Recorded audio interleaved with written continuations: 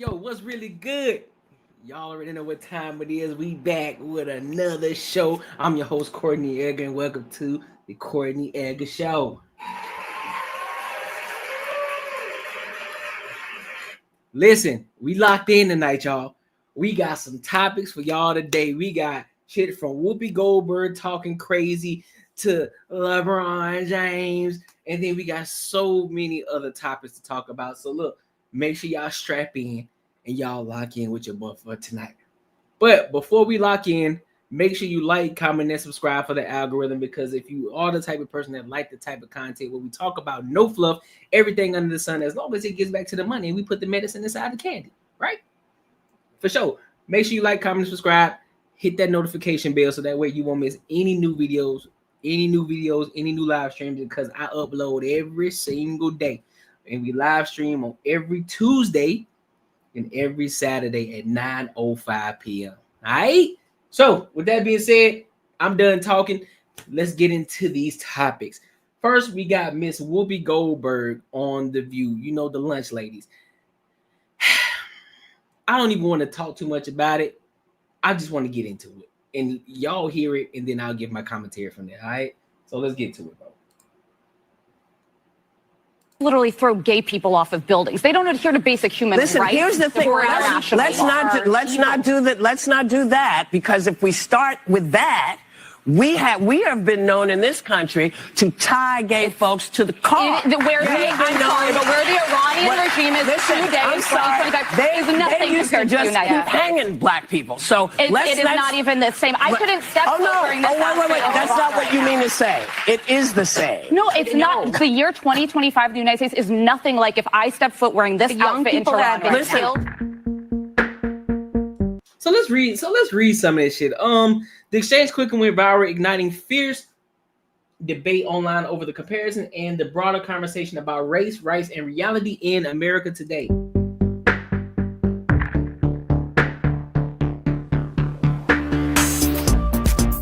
So you got comments like, as a black person, what we went through and currently go through is nothing compared to any female or citizen in Iran has to endure or on a daily basis. Whoopi don't speak for us.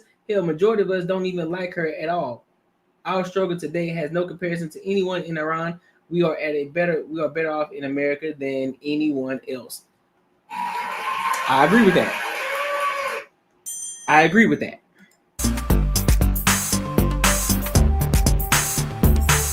Someone needs to tell Whoopi she's not wearing a burqa, has a regular job on television, can go wherever she wants without a man, and has freedom of speech. Exactly.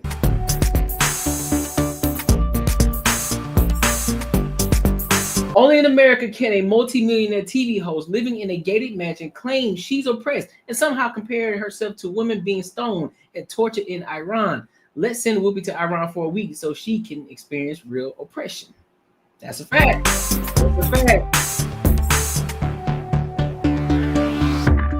Many critics of Goldberg say her comparison minimizes the brutality of authoritarian regimes.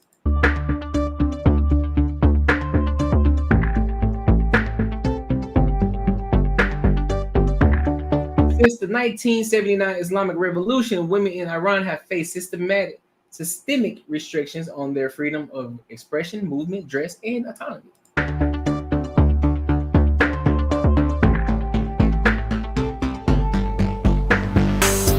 The 2022 death of 22-year-old Mahsa Amini, while in the custody of Iran's morality police ignited a nationwide uprising led by women, sparking global outrage.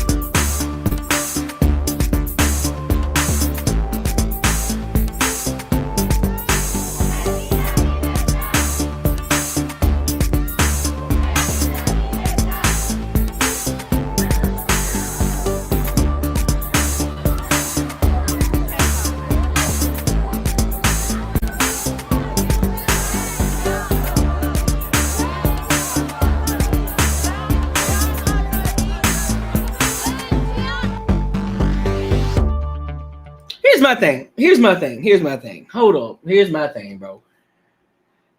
Miss Whoopi Goldberg. Miss Whoopi. I don't know what your issue is. I don't know. And there are a lot of people out here who think like Whoopi, to the point where you live in a first world country where you're able to do anything that you want to do, however you do it, when you want to do it, and how you want to do it for the most part, right? You're able to get up on a TV show that's seen by millions of people and say the shit that you just said. Have you ever been to Iran? Have you? Miss Whoopi Goldberg, have you ever been there? I doubt you have. I doubt in every ounce of me that you have ever stepped foot on that soil. And I guarantee you come back, you would not be talking that same talk. Your average black person is not going through it like that. Don't let the media psych you out. Your average black person is not going through it. They're going to try to live their life through other people who are actual victims out here, who have gone through shit with police brutality and racism and all that good stuff. However, your average person ain't going through it. Now, some people will try to switch a narrative or turn a narrative to make it seem as if something is racist, because they get fired because they were doing a shit job at work, because somebody was staring at them. Hey, it could be for any reason, not because you're black. You feel me? And a lot of people love to turn that narrative in. Why white people are so racist? They we are targeted as black people. Now, I'm not. Listen. Hear me good. Are there cases where there are some cops that target black people? I'm sure of it. I'm not oblivious to it. I'm not crazy. You know what I'm saying? I got common sense. But your average person, no, it's not happening. But because it's televised, and then you see it on all social media platforms, you see it on the TikToks, you see it on the Instagram, you see it on everything, then you got everybody talking about, oh, well, this is always happening to us. Why is it always happening to us? Woe is me. All of this. I'm a victim. I've been going through racism throughout my entire life. And it's crazy because our ancestors fought for us to do X, Y, and Z. And so that's why I'm so strong and independent. That's why I say, forget the white man. Boy, sit your ass down. Your worst, what you consider your worst in America right now is 10 times worse than Iran. What you consider worse in America right now in the first world country, multiply it by 10, because that's the shit that they're going through over there in Iran. And they wish they were over here in America. I've never been a person that's gonna say, man, damn, bro, I'm moving to Africa, bro. I'm leaving this fucking country. Man, you crazy as hell. No, I'm not. What the fuck I'm leaving for? Yeah, go visit. But I'm not leaving. Why would the fuck I leave a country where I'm able to go do all the things that I please to do and make money on top of it? Why? Because you don't like a certain president? You feel some type of way about the president, who, by the way, is not a racist individual, but the previous one was. But we ain't here to talk about that, though. That's for another topic. That's for another day, another conversation. But Ms. Whoopi, you out of pocket. I don't know, bro. I don't know what you got going on. I don't know if you're trying to get fired. I don't know if you're trying to get put off the view. I don't know what you're doing, but I'm gonna need you to get it together, man.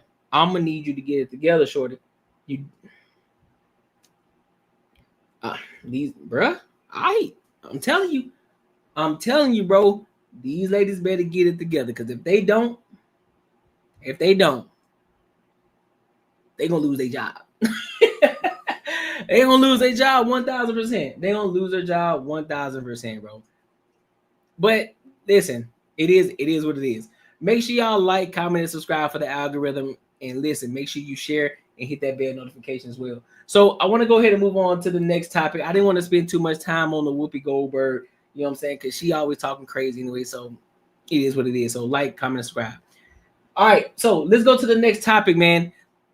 Mr. LeBron James. I'm sorry. No, it's not LeBron James. It's JoJo Siwa. Y'all remember JoJo? Y'all remember the little the chick, the little girl who, I think she was in the beauty pageants as a kid, and then she became this Disney star, and now she's out here talking about how she is a part of the alphabet community. And now she's talking about that she was forced into the alphabet community. First, before we get there, I'm gonna play what Candace Owens said about a month ago about JoJo, and then I'm gonna play a video in regards to a follow-up on this video for what JoJo actually said. All right, so let's get into it. Then I'll give my commentary. All right, so let's get into it. Okay, this shit's crazy. Hollywood act, and I can see through them. And there's no greater example of that than the beef that transpired between me and JoJo Siwa back when I was working for the Daily Wire. Adolescence, as I have said many times, is a natural phase to want to be nothing like your parents and to experiment with doing bad things. Once upon a time, people had cigarettes and they smoked cigarettes in high school. Yeah. Now we have transformed into a world where people can like change their, experiment with their gender. I identify as a black lesbian. But typically it's just like I'm in an adolescent phase and I'm crying for attention. And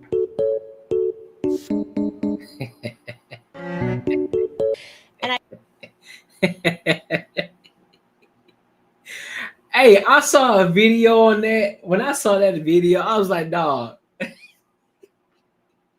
Somebody. I was like, what the fuck is she doing? Now, don't mind you, she can dance, but that shit right there is like she was trying way too fucking hard. It's like, hey man, what the fuck is you doing, bro? You know how some of those people that you see, it's kind of like that guy, that big ass muscle bound dude, right? Who we see on Instagram all the time, and this big nigga always eating food and then he start dancing. It's like, bro, sit your big cheesing ass down somewhere and just eat the food, man. Don't nobody want to see you dance in the damn restaurant, man. You too big for that. You too big to be that limber, bro. You too big to be that limber and fluid with your body, bro. No diddy. And it's kind of like this situation with JoJo when I saw that video. I was like, dog, what the fuck she got going on, man? I'm like, fam, what is this shit? Look at this. Look at this. Like she tweaking. Attention.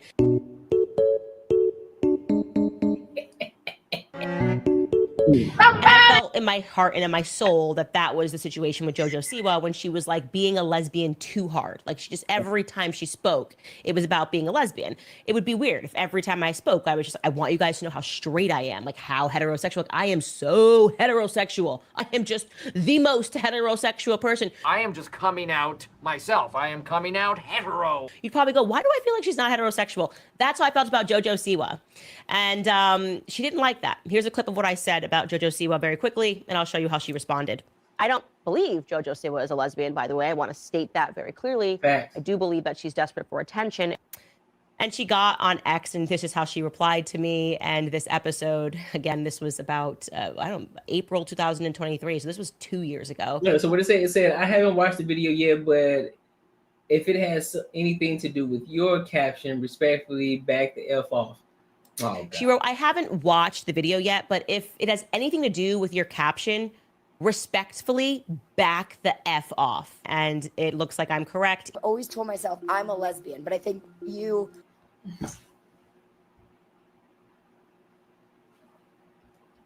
I beg your pardon? What you say, JoJo? What she say? I always told myself I'm a lesbian, but I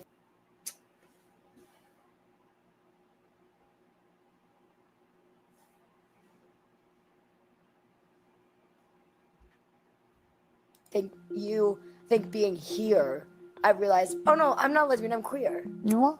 And I think that's really... What? Can somebody enlighten me? What's the difference? What's the difference between the two? No, like genuinely. I'm not even trying to be funny. Can somebody tell me and enlighten me what's the difference between being a lesbian and queer? What's the difference between the two? Because I honestly don't know. I thought it was all in the same thing. I thought it was interchangeable. I'm just saying, bro. I thought it was interchangeable. I thought the two were the same. So yeah, somebody let me know in the comments. Somebody enlighten me. What's the difference between a lesbian and a queer, bro? Because I genuinely don't know. Really cool. You are. I'm switching letters. You're queer. Yeah, she'll try hard. All roads lead to Candace, JoJo Siwa. Listen, you little wiseacre. I'm smart, you're dumb. I'm big, you're little. I'm right, Like, you're wrong. and there's nothing you can do about it. We bring in the studio this morning why one are of you- the gay rights activists, Mr. Should I call you Mr? Pepe Why are Julian you- Onzima. Thank you for coming in. Thank you for Good morning. Morning to you. Why are you gay? Who says I'm gay?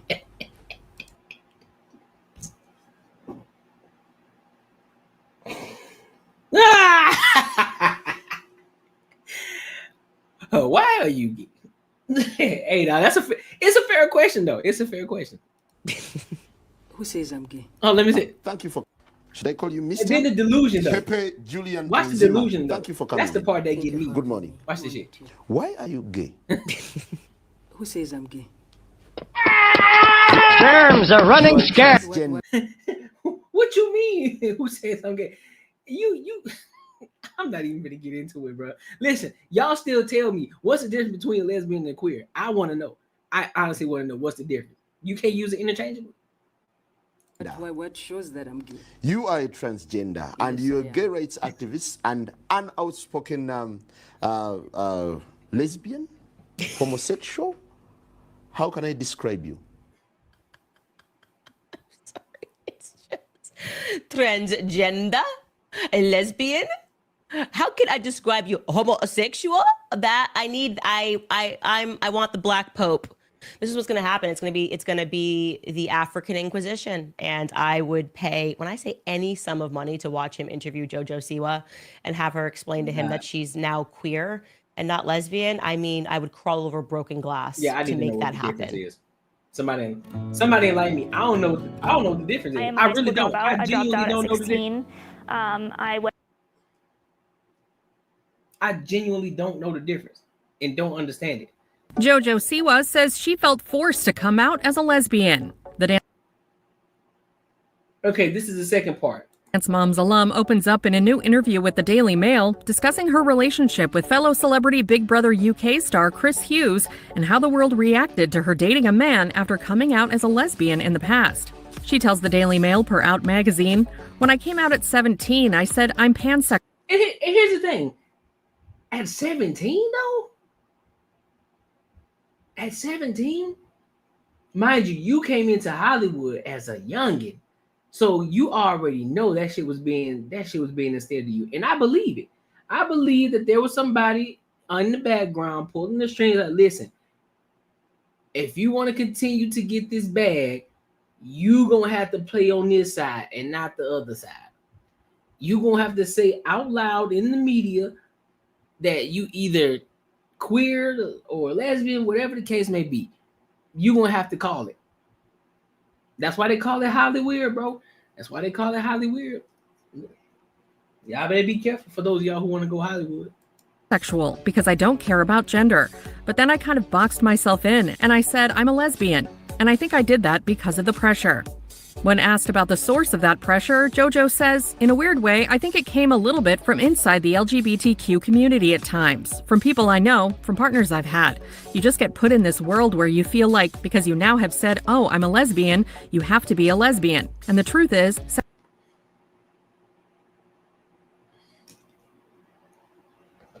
I beg your pardon. What? I don't understand, bro. I don't understand. What the fuck did you just say? Like, because you now have said, oh, I'm a lesbian, you have to be a lesbian. And the truth is, sexuality is fluid. What? No, it's not.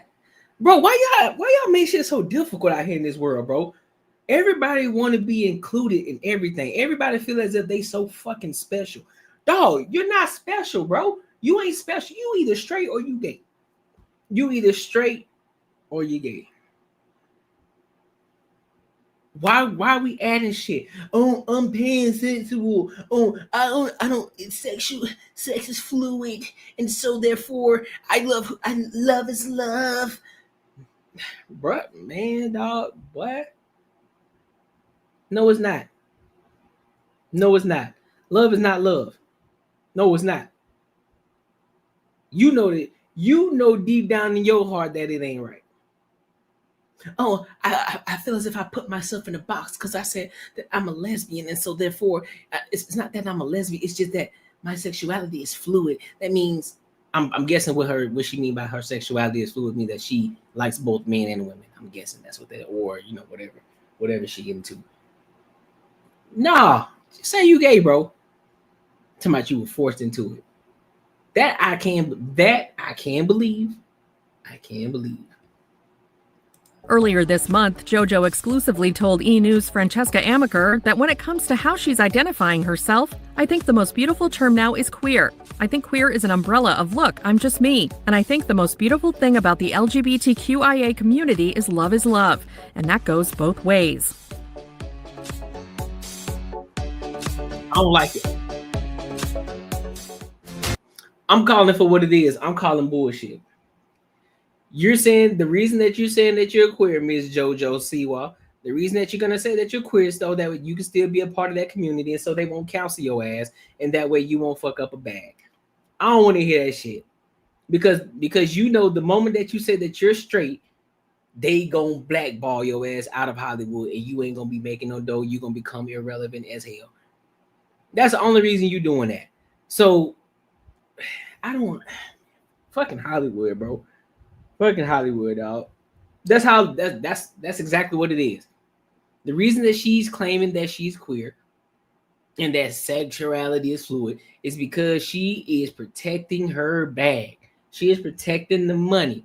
Because at the end of the day, the moment that she says, hey, I'm a straight woman, I've always been straight, I've always been interested in men and only men, that right there is gonna blackball half of her fucking community, probably the majority of it. Majority of the community that rocks with her, that follows her, is over with for her. Her bag is gonna decrease significantly. So she still gotta be within that community by saying that she's queer instead of just saying that she's a lesbian.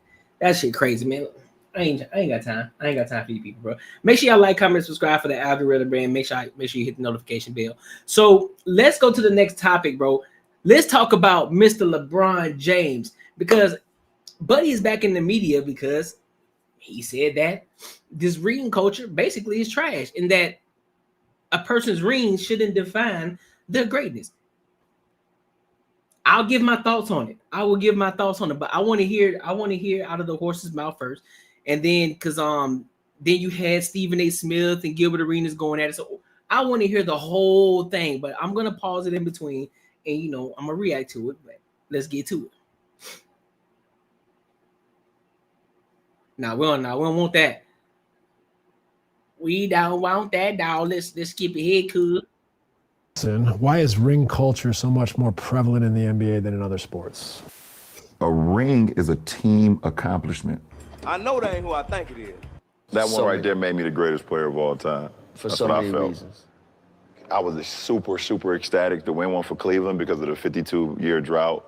Like, I was ecstatic. A ring is a team accomplishment. And then after I stopped, I was like, that one right there made you the greatest player of all time. I don't know why it's discussed so much in our sport and why it's the A-all, B-all. And I was like, you did something special. When it comes to hey man, I ain't gonna hold you, man. Hold up, real quick.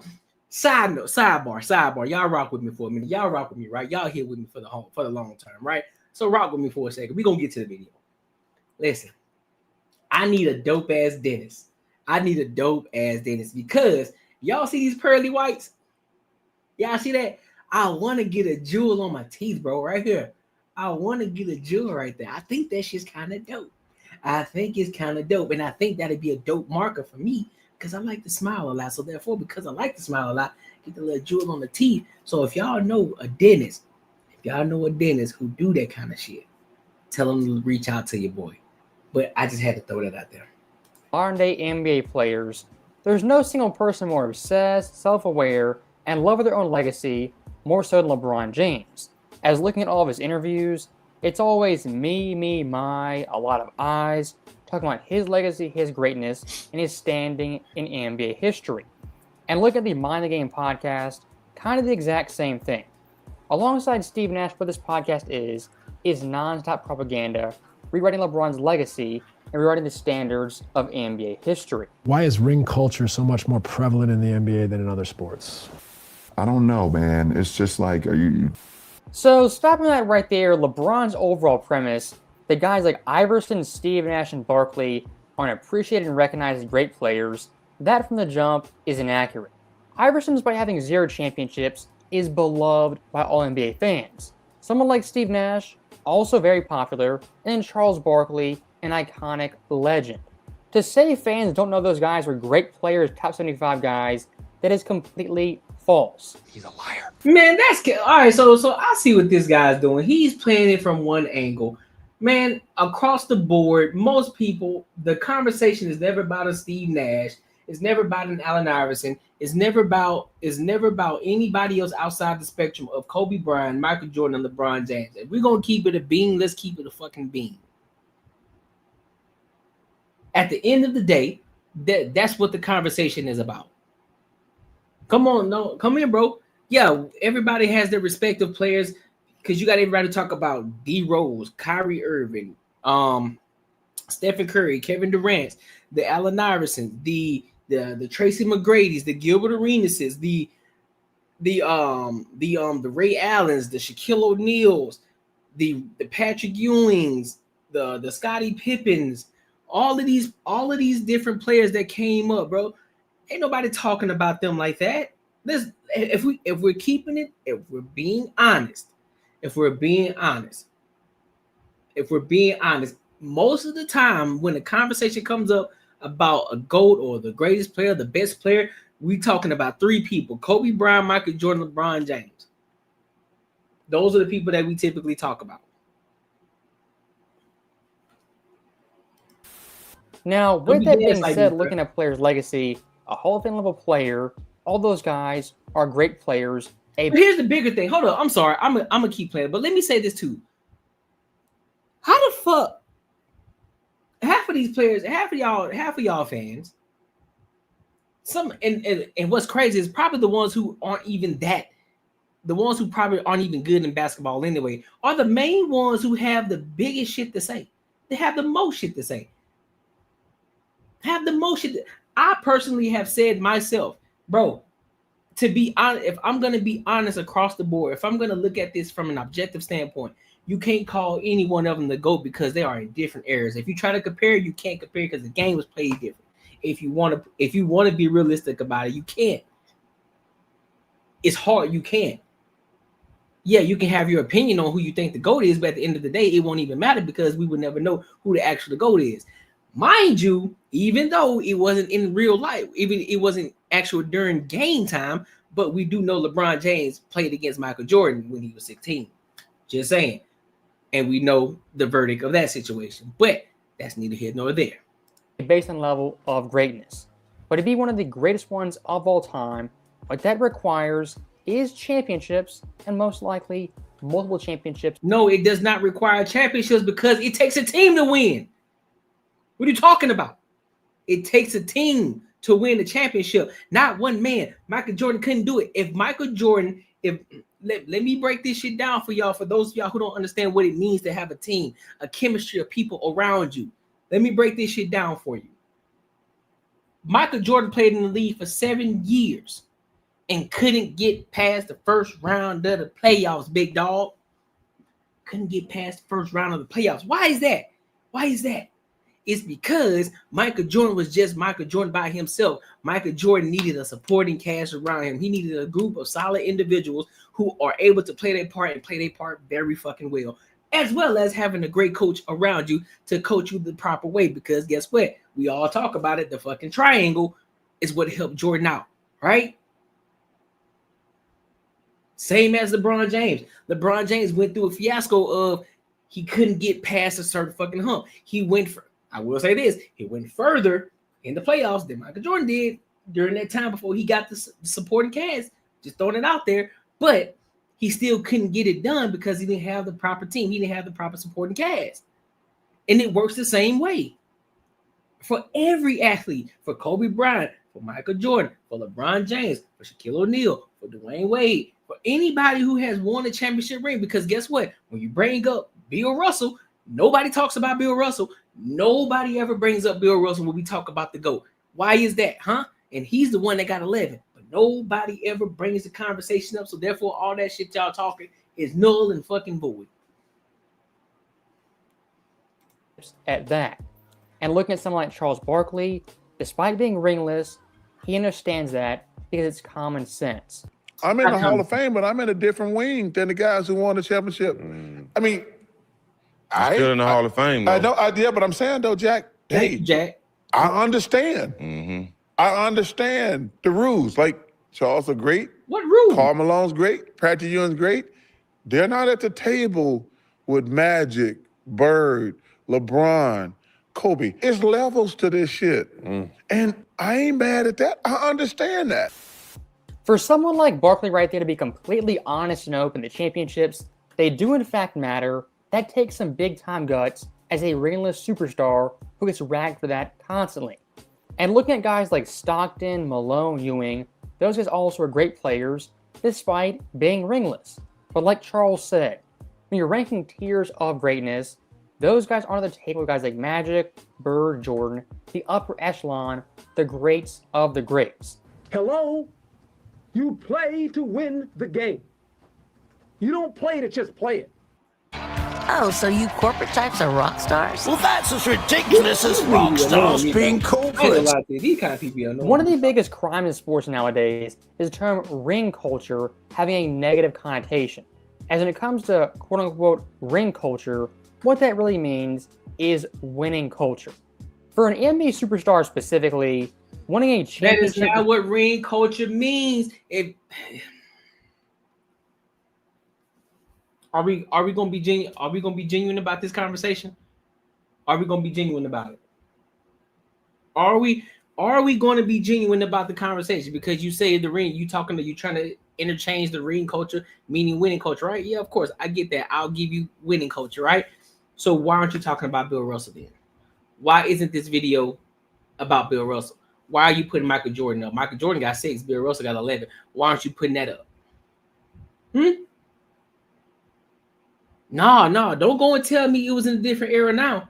Don't go and tell me that. He got 11 rings. Nobody has gotten close to that except for Robert Horry. Y'all remember who Robert Horry is? Where do y'all place Robert Horry in the top 75? Do you even have him in your top 75? Because he got 9. That's more than Jordan. You see what I'm saying, right? So do the rings actually matter in the conversation when you talk about GOAT? No, because it's a team sport. It's a team game. It takes a team to win a championship. That's what it takes. This is why it's so hard to have the conversation with people who aren't having a genuine conversation. You're not being genuine in this shit, bro. Reaching the pinnacle of the mountaintop, that since the 50s is what you played for. You didn't play for stats and numbers, the individual glory. What you played for was a pursuit of winning. Now ask yourself, when did that begin changing? I say the late 2000s, early 2010s, when a certain player was coming up short on the big stage. And since then, winning's been downplayed, discredited, and written off as quote-unquote ring culture. You know, it's all about winning championships and winning. You know, the stats that matter to me is the games that we win and the rings that you collect. Hold up. Y'all see this video he played, right? I'm glad he played this video. Watch. There's going to be another video I'm going to play. Remember this video. Remember this video. Remember this. I need y'all to remember this, all right? Keep it right there in that little folder in your head. It changed from player to player. Magic Johnson, obviously, because of his notoriety, and Larry Bird, his notoriety, that we had to get past them, or I had to get past them individually before I gain any credibility or can ever get into their ballpark. I had to win championships, I had to win MVPs, I had to make impacts on my team. So that became a challenge for me. For someone like Michael Jordan, who had all the MVPs, stats, individual accolades, what he cared about most was winning championships. And looking at his overall career arc, it was the embodiment of pursuing titles. As he first came to the NBA, an absolute dynamo on fire, scoring 40, 50 points, breaking all types of records. but by the early 90s, reeled it back in to a championship player and a winning player. And even looking at Kobe, the exact same thing. 2006's stats, off the charts, surreal, the best stats in the NBA. But to Kobe, those numbers, they are kind of hollow. At that point, what was his big time goal? Not scoring accolades, total points, but winning championships without Shaquille O'Neal. And when it was all said and done, he sacrificed, took a step back, and ultimately did that in 2009 and 2010. When Shaq leaves, you can't win. I said, oh shit, yes I can. You proved them wrong. You proved them wrong, Playboy. That became my motivation. That became my passion, and I was obsessed with it. And here we go. We know what it means as a team, but what about individually for you? Just got one more than Shaq. When you contrast guys like Kobe and Jordan, LeBron James, the stark difference becomes very, very apparent. Hi everyone, so this my name is is Siddharth, and this is Model Behavior from Box, where we test. As LeBron nowadays, I'm a pass it. I'm gonna go to the next video because he's really one-sided on this video.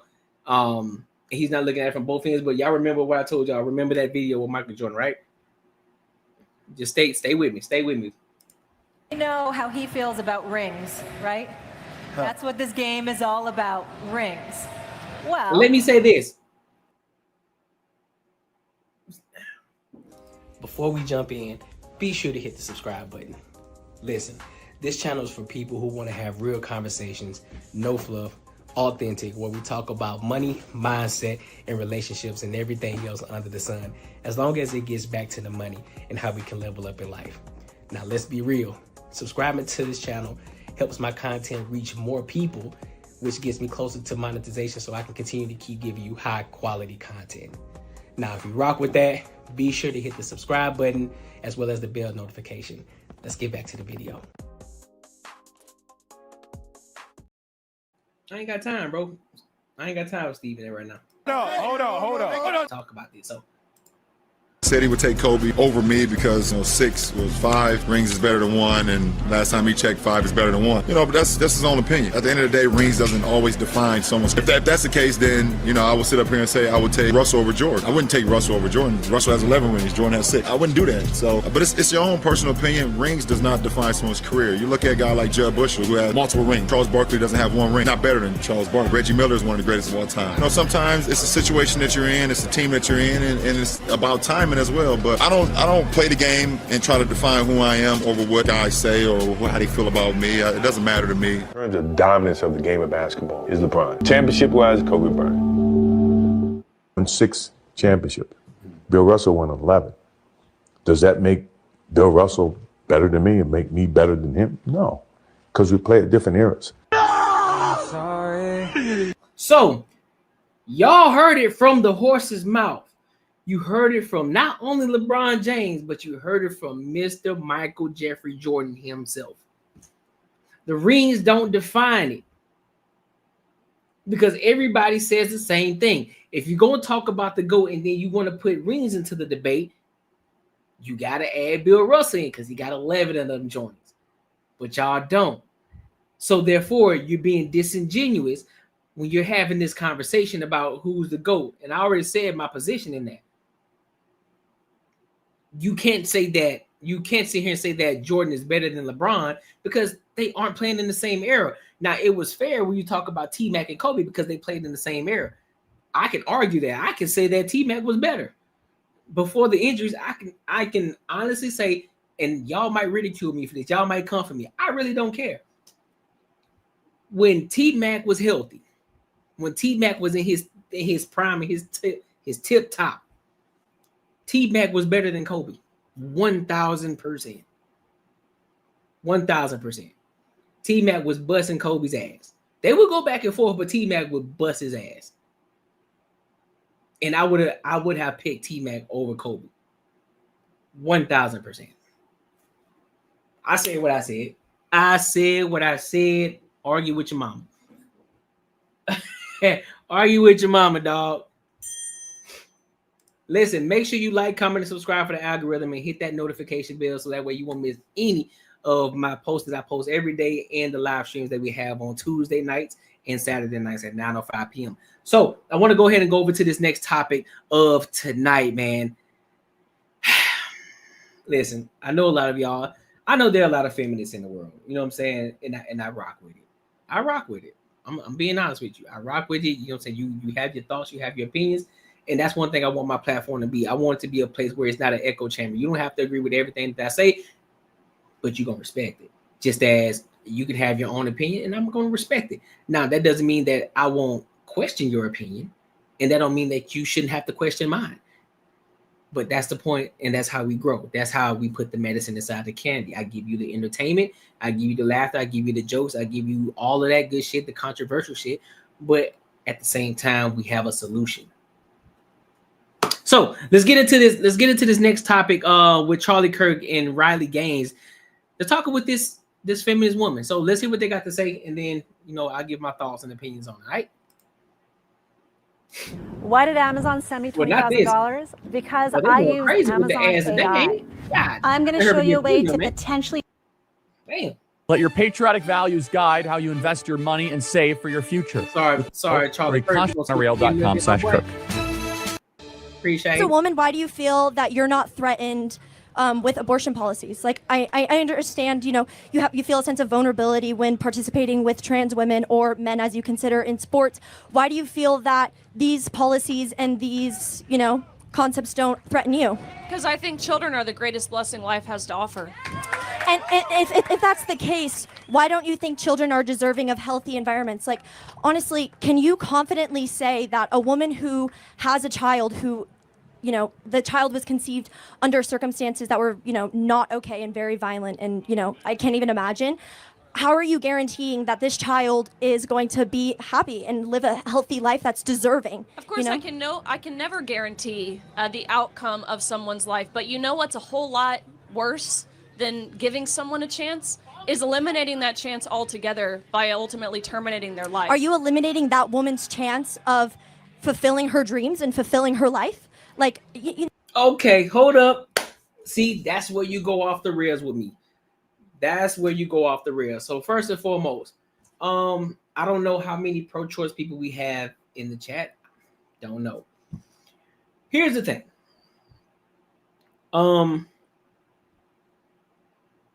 You don't know what's gonna happen with that child. You don't know if you don't give them the opportunity to grow and become something, right? We have seen many situations where people have gone through the fucking mud and they came out on top. Yeah, they got some bumps, they got some bruises, they got some scars. It's called growing pains. It happens. We all aren't dealt the best cards, but we have to work with what we got. You have to be grateful for everything that you do. We have unlimited opportunities out here. You have unlimited resources out here that you can learn. You can be very resourceful as an individual. Yeah, some people don't know what they don't know, but I guarantee you, if that individual, if that kid who's going through whatever that they're going through, they see a Lamborghini drive by, and they're used to seeing 1997 Toyota Corollas driving by with drug dealers and crackheads, they gonna be like, hey, how do I get one of those? They're gonna start asking questions. The next thing you know, that dopamine gonna start to hit in their mind. And it's like, hey, I need to start asking some questions. I need to figure out how in the hell he get that vehicle, what the hell he do for work, what did he have to learn to get it, and everything else between. Then those mental juices start to roll. They start to flow. Start to ask questions. All right. And so what she kind of goes off. Well, let me go back. So I want to make sure I get everything. Of fulfilling her dreams and fulfill. All right, there you go. That's what I missed. So fulfilling her dreams.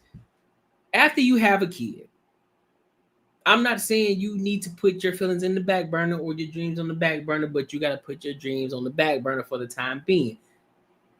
Because you had this child. You decided to lay down with X, Y, and Z man that you probably didn't vet effectively. It is what it is. You got to call a spade a spade. It's not an attack. It's just a fact. Right? And in some cases, that's not always the case. Sometimes there's some health issues and he probably passed away. Hey, that shit happens. That's a tragedy, right? But you still gotta get up every day. You still gotta go to work. You still gotta make things happen. You can still follow your dreams. You can still do what it is that you need to do. It may be a little harder. You may have to take different obstacles, but you can still do it. So I don't understand this whole selfish mentality. Why weren't you selfish beforehand? Why weren't you thinking like that before you decided to lay down with that man? Is that not a fair question to ask? Am I being an asshole here? Just saying. Filling her life. Like, you know, it's foster care systems aren't what they seem, or, you know, people of course have opinions of what's right to do after you have a child, or, you know, if you decide not to have a child. But I have a friend who was in foster care, and he has experienced the most insane situations that I can even imagine. And the fact that, No, keep on going. It's fine. It's just, I know all your arguments, but keep going. you know, no, I really want to know, like not even to be like this, but woman to woman, Riley, how do you justify, you know, putting this almost shackle on women and kind of sitting there and saying, you know what, I don't care, you're going to have this child, despite how, you know, painful. I am so sorry that you are led to believe that children are shackles on your life. Right. I would argue there are many parents here, mothers, fathers who are here who would not look at their children as shackles. Again, they would look at them as the greatest blessing life has to offer. If unfortunately that's a position that you find yourself in, or someone finds themselves in, where they do see this child as a hindrance, you mentioned foster care. I think we, rather than, again, kind of normalizing and accepting and celebrating the idea of abortion, you work on foster care reform, the reform of the adoption system. I think those are much more beneficial and effective ways to ultimately address the problems that you're bringing to light without having to terminate lives in the process. Why is there such a focus on kind of reprimanding women for their choice, but not a focus on making sure that foster care systems are what they should be? And, you know, I think that's a national conversation that we could have. I do. So why do you not think that's happening? Why do you think the focus is on women and their bodies? It is. Because you...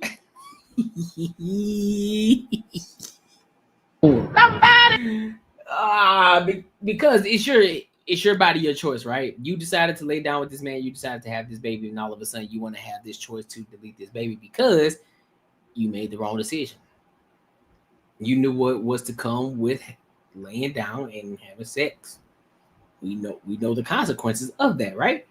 So therefore, if you have vetted this man more effectively and you chose better, and you stop being so goddamn fast and want to be a thigh pocket out here in these streets. And mind you, if you want to do that, that's fine. Like, listen. Do your thing, but do it safely, bro. Vet the motherfucker effectively. Understand what guy you're laying down with. Nobody tell you not to go out here and bust it down for a real one. Nobody's saying that. I promise you I'm not saying that. But what I am saying is that don't then go and lay down on your back and do whatever it is that you do, and then start to complain because you're not getting the results that you want. That's on you.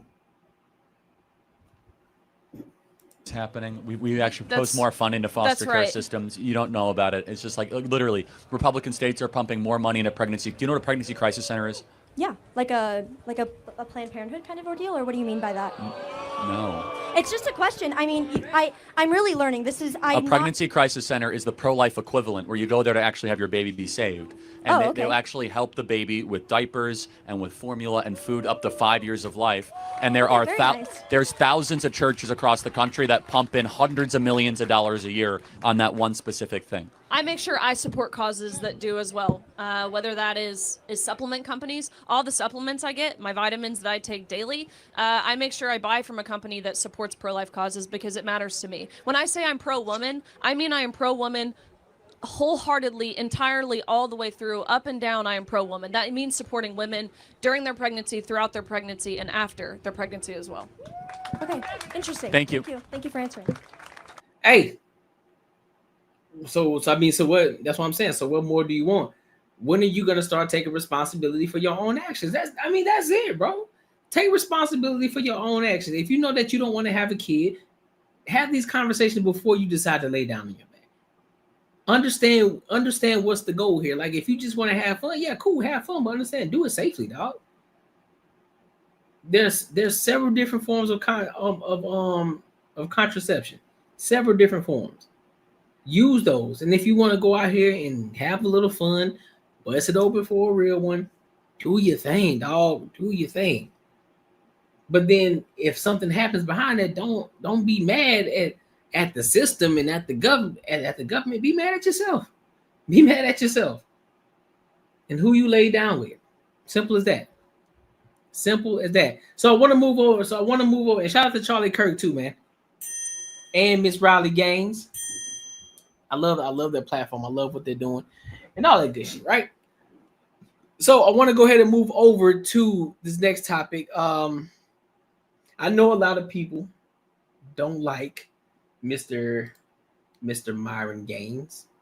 Mr. Myron Gaines, they don't like him. But we're gonna talk about it. You know, he has his own platform now, and you know, he's out here in the streets talking to the people, you know, and giving his thoughts and opinions and standing 10 toes on what he believes in, right?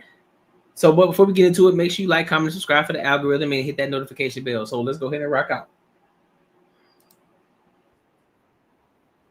She doesn't need to make money as long as she makes my life easier to be able to make money, and that's just as much as a help as me making money. Here's the difference. It wouldn't work the other way around. That's my point. If she worked and you helped her out behind the scenes, why not? It probably wouldn't work because women don't like to provide for men long term. It depends on the situation. Women are not going to provide long term for men the same way that men will provide long term for women.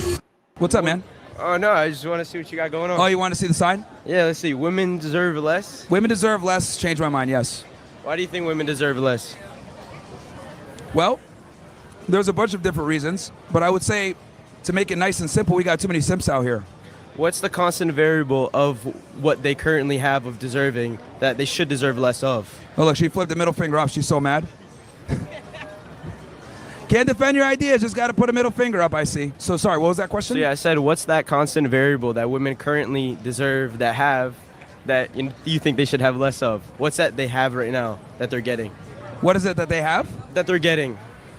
Oh, man. Well, here's the thing. They get preferential treatment. They're able to be treated like a lady while simultaneously being able to behave like men with almost zero consequence. They could basically double dip. You can enjoy the benefits of being treated like a lady, right? Enjoy chivalry and, you know, traditional male standards like men treating them like ladies, while simultaneously they can also behave rude, erratic, crass, with zero consequence. Can't men do the same thing? No, we can't. No. We're actually held to standards unlike women. You think so? Yes. For example, you, right? How old are you? I'm 20. You're 20. So, he's still. Who do you think is going to have more? He's still wet behind the ears, big dog. You can't even go in the club and buy a drink, homie. You too young. You still wet behind the ears, big dog. Yeah. You still wet behind the ears. Mama ain't teach you how toxic these females can be. I'm not saying that it's all of them. It's not all of them. So let me say that it's not all of them, but there are a lot of them out here toxic. So yeah. Value in society, you or a 20-year-old girl? Depends which 20-year-old girl. Because me physically, I work my ass off and I'm focused and do what I need to do. I'm sure there's a woman that's 20 years old that does the same thing. Okay, here's the beauty. There's a majority that you said you work your ass off, right? Of course. Why do you work your ass off? I mean, because I don't ever want to have my mom working a day in her life. That's all cool. it is. So there's a burden of performance on you, right? You have to work. I have to. No one has to work. Well, if you didn't work, your status would decrease. Fair? Not necessarily. Nowadays, no. I beg your pardon. What's it? Young Buck. What? Bro, what are you talking about, man? What do you, fam? Don't. Yeah, it would decrease. So the reason why you're working is because you kind of know it's like an unspoken reality that men have to perform. But if I took a 20-year-old girl, she doesn't have to work. You do. That's my point. I mean, working is one thing because women, they can work in other ways. It doesn't just have to be like a 9-to-5 making money. They can work in supporting and doing things around the house. For example, if you have a team of people not every single person is just bringing in money.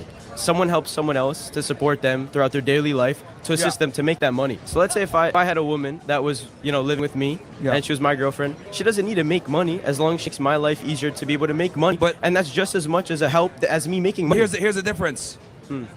It wouldn't work the other way around. That's my point. If she worked and you helped her out behind the scenes, why not? It probably wouldn't work because women don't like to provide for men long term. It depends on the situation, depends on the person. 90+% of women do not want to be a breadwinner for a man ever. That's ever. not true. That's propaganda, feminist propaganda. Women, if they out-earn their man or they're in a position where they're in a leadership role, there's a very high likelihood they will leave you. My mother's a perfect example of that. It's the complete opposite, so I don't Is she with your dad still? Of course. Okay, and how long they been married?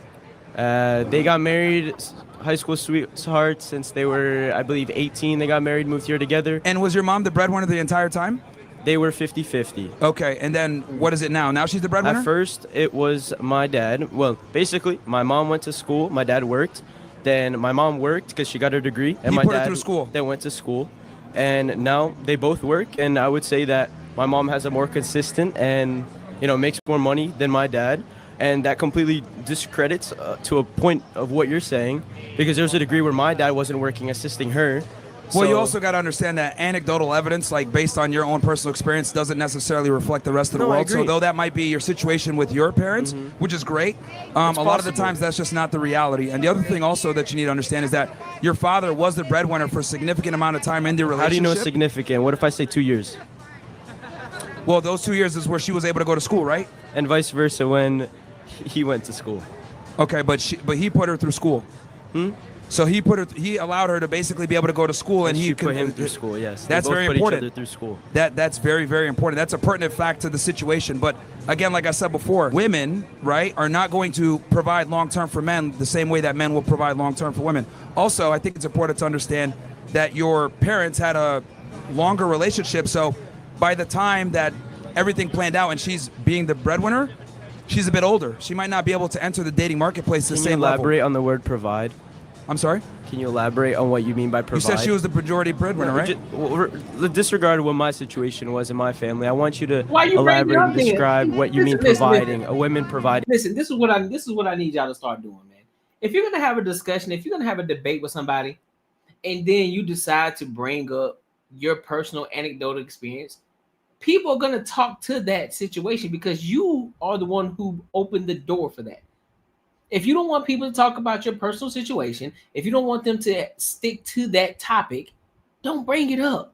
Stick to the generalities. Don't bring your anecdotal experiences into it, because we all know everybody's not a monolith. But when you speak in generalities, that's how we can better have a discussion. That's how we can better talk about certain things. You can't sit up here and say, "Oh I don't look at it that way because my parents did this and this, that, and the third." Okay, well, your parents did this, but that's an anecdotal experience. That doesn't solve for the majority. That only solves for the minority of people. So now the conversation, the dynamics of the conversation changes. That's the point. Y'all, man, look, I keep forgetting he's young. He's still young. What do you see that as? The reality is this, man. So I know this is considered politically incorrect to say this, but most women do not want to be the breadwinner for men. They just don't. Now, they'll sit there and have the feminist propaganda and say, "I'm a boss bitch and I'll make a bunch of money and I'll do X, Y, Z." But the reality is when women say, "I'm independent," you got to ask yourself, who are they independent of? It's men. They do that to say, "I don't need a man," and they make that money for themselves. Yeah. When a man makes money, he says, "How can I have a family?" When a woman makes money, she says, "I don't need a man." Completely different mindsets when we make a certain amount of money. Yeah. So providing, essentially, you're talking about monetarily when it comes to money. Yes, when it comes to, being a breadwinner. Men are far more comfortable and built to provide for women than women are for men. If a woman is in a provider situation, the likelihood of that relationship falling apart is very high. Now, there's some situations like yours where it was able to work. But I do think it's important to understand that your dad had a bit of equity there where he helped her get to the position that she's at. So there's some level of reciprocity there now that, she's making the money. But in most situations, women are not okay with providing long-term for men, especially now. So on a follow-up question, you're talking about providing as a woman or a man is just monetary. What would success look like for you as a human being? For me? Mm-hmm. As a human being, what does success look like?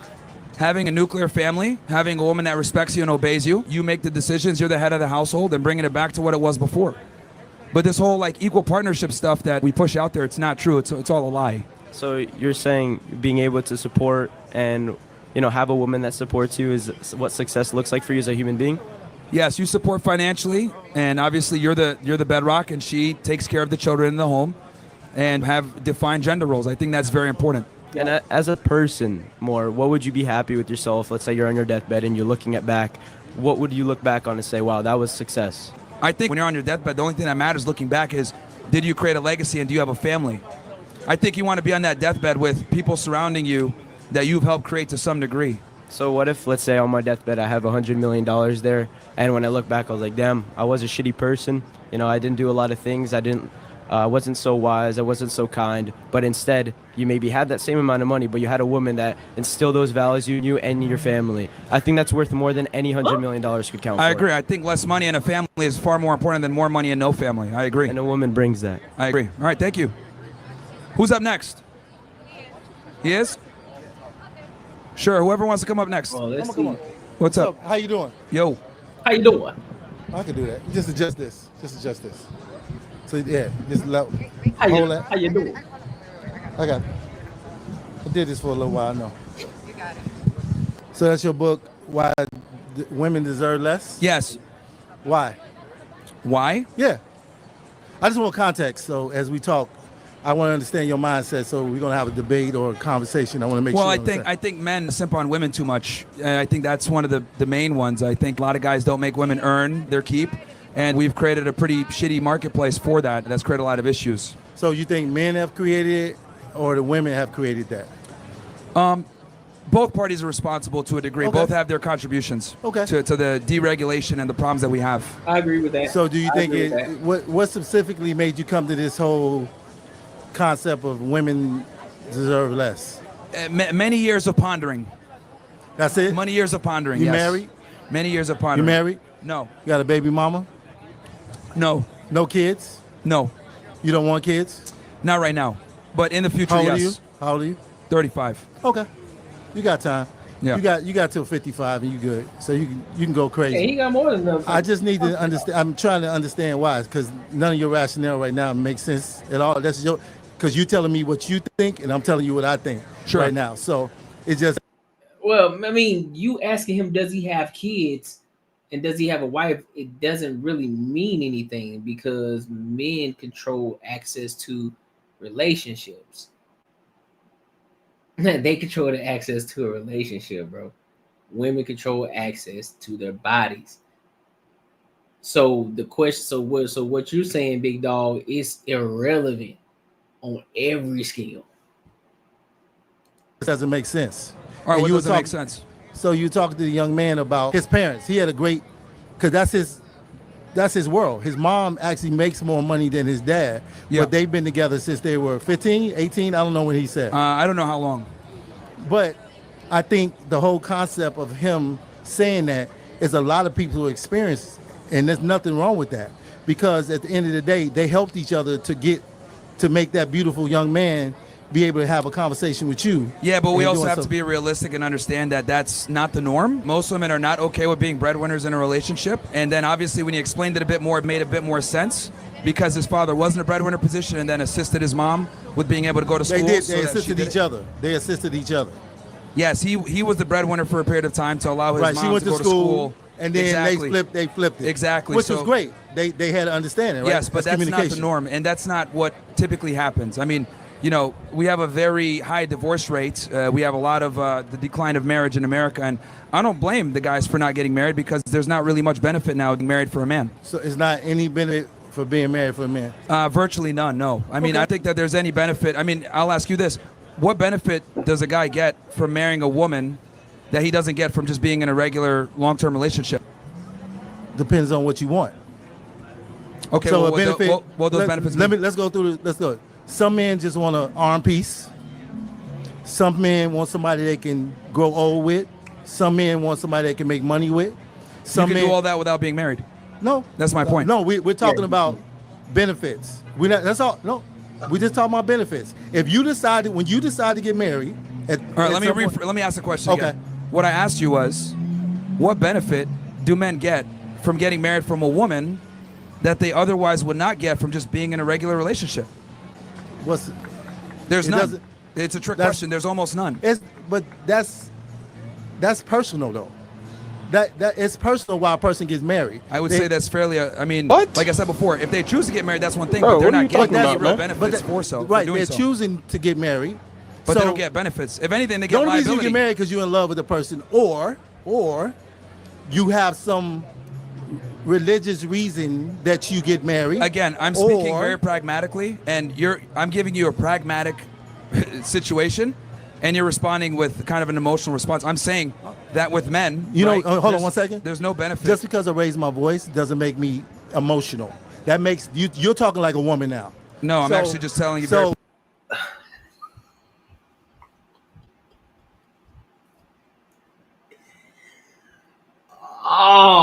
Oh my God, man. He must be drinking. He had to be. He must be drinking. He must be coming straight out. He got a cigar in the hand. He probably had him a couple of cups of scotch or whiskey.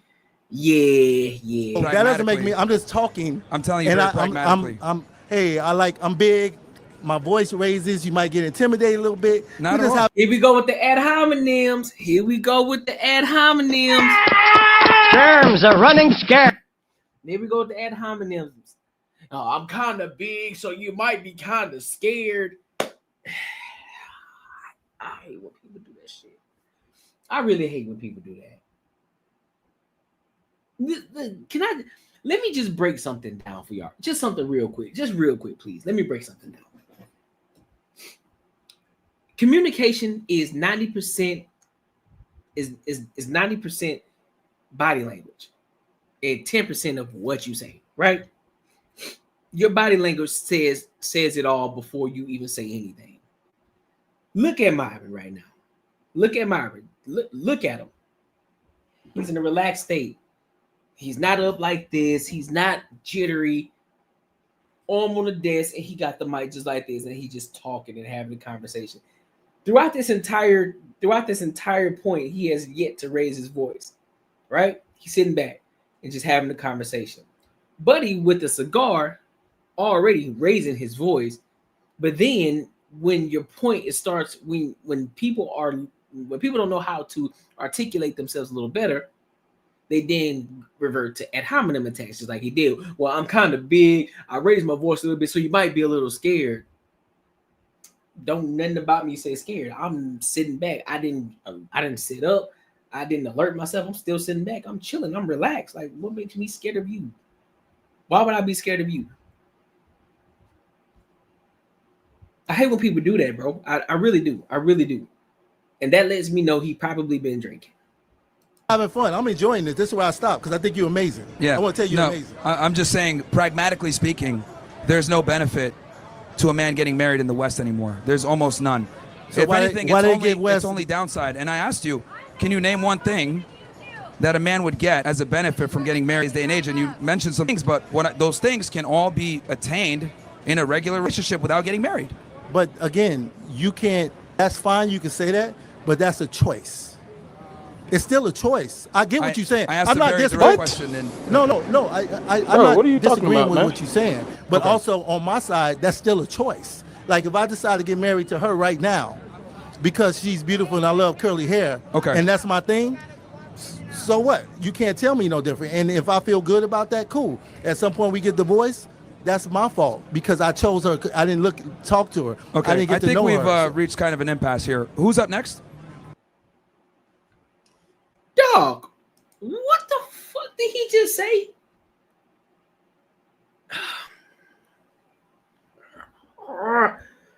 Sometimes some people just don't need to talk, bro. Just keep it moving, bro. Just keep it moving. You got your 15 seconds of fame. You should just keep it moving. You should just stop and just say, hey, bro, I appreciate you. I rock with you, and just kept it fucking moving. I can't. You been drinking. You on the lick, you feeling some type of way, you know what I'm saying? Fam. I don't understand it. I don't understand it, bro. I don't understand it. Make sure you like, comment, and subscribe for the algorithm, bro, and make sure y'all hit that notification bell. So let's go ahead and go over to the Lapeef Network. Yeah, the Lapeef Network. Shout out to Lapeef them, and they doing their thing over there. So submissive women. I think a lot of women are having a problem with being submissive to men. Now, let me set the precedent by saying, yes, there are a lot of men who aren't worthy of being submitted to. I will say that. But also women. There are a lot of women who are just not submissive overall. You're not feminine. You don't move in your feminine. You walk around in your masculinity all the fucking time. And it's not attractive. Yeah, to some niggas it might be.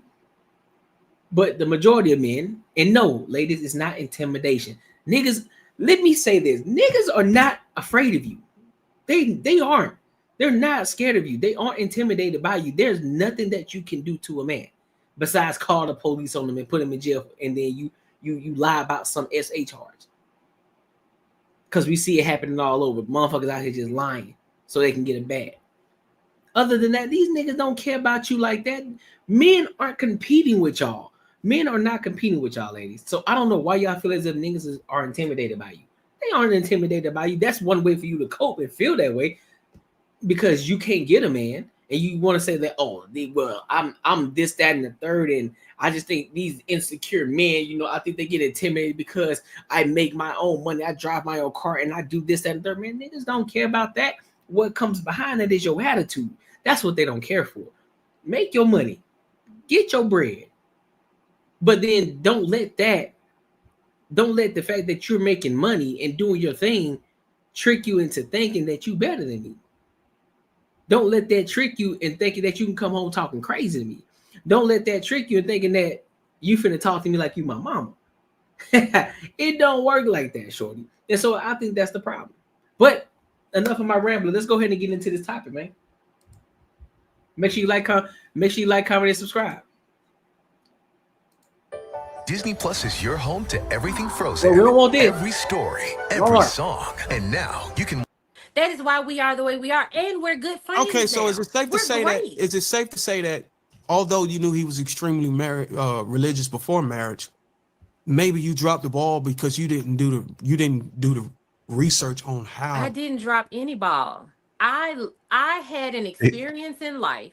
Did he remarry? I learned from that experience, and I have grown from that experience. I'm saying, had you known that you knew he was extremely religious before marriage, had you known that there was a divine order, would you have still married him?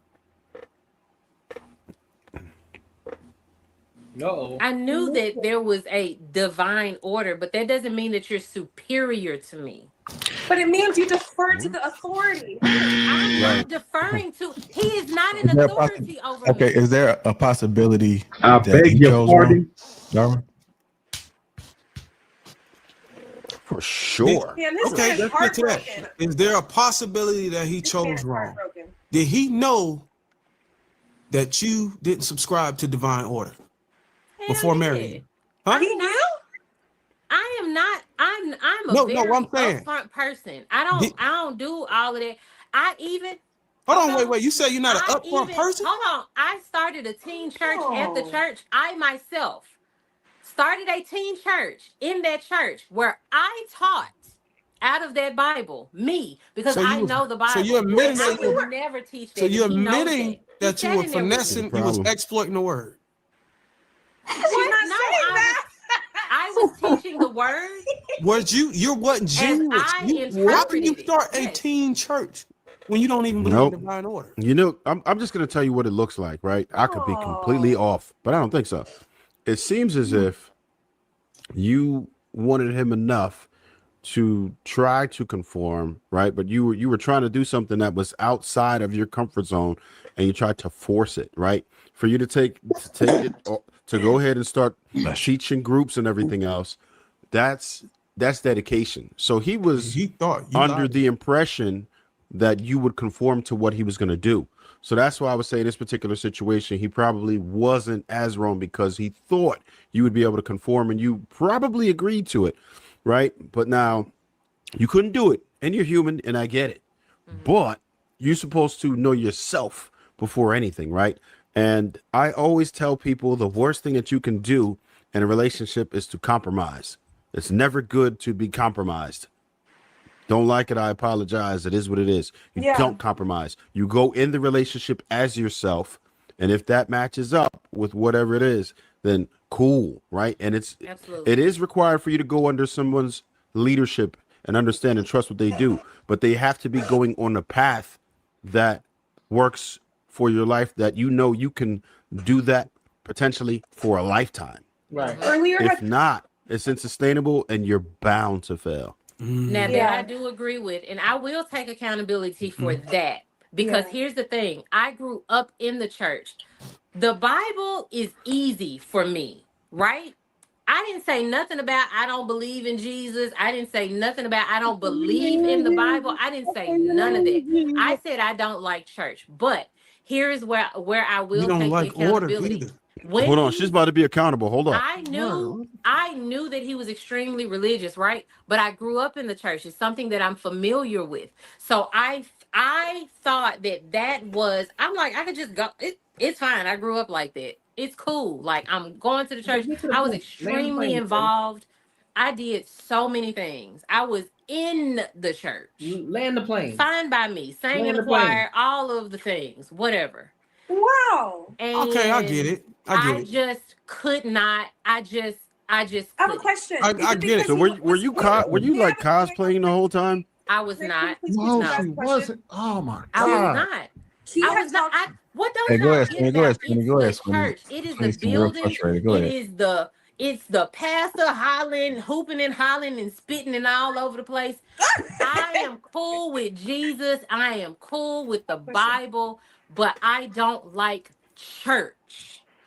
Well, the thing about it is, church is not the only thing associated with living with a man who is religious or having any biblical order.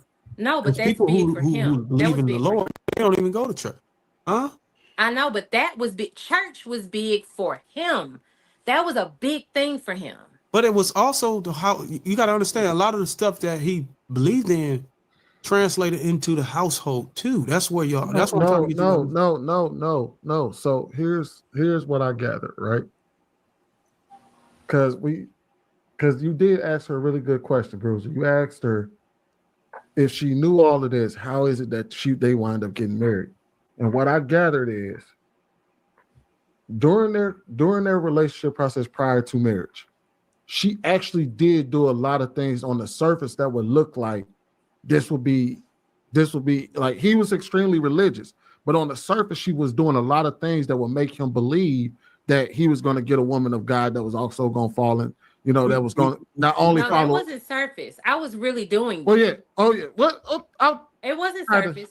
But yeah, like you. Okay. That makes my point even stronger. So you were giving him straight up signs that he was going to have a woman of God that was going to follow underneath his leadership. You said you couldn't stay in the church when you was growing up, and yet you was in the church with him. You done participated in the Bible studies. You done got the youth thing going. You know what I mean, and all of that. And in his mind, he was like, "Okay, yeah, this is a wife." Predator Killer of Killers is the best reviewed film of the franchise, and is now certified. And when he got married to you, what you found out was that this isn't just his religion, his faith in God and his religion and him being moving by, by divine order wasn't just about the church. It was also how he moved in life. And what you realized was like, damn, that's not me. So you found out that you weren't a wife. She wanted him to leave it at the door. So, is it because did you feel that he wasn't depositing into your emotional bank in the ways that you want it. Emotional Like bank. he was talking earlier about how men have an expectation for them to consistently receive deposits, but women don't get those deposits in return. So is the problem that you weren't getting the deposits from him? Because you were doing the church thing, that is your deposit, but you felt like it wasn't reciprocal? He didn't do Is that anything. what you're saying? Yeah. Like after we got married, complete like He was locked in. He was locked in on his purpose, wasn't he? Facts. He was what? He was locked in on his purpose. You can't. Whatever that was. No, he was. Oh, it's so complicated. But It doesn't feel like it is though. You're saying after. You're saying after you guys got chosen. Hold on, Keith saying something, y'all. Did he pull, like, because we were talking earlier about people presenting as one thing. Actually, you were talking about this, how you can't, and I agree with that. You can't. We deal with a lot, and I keep saying this generation because it's true, but people manipulate.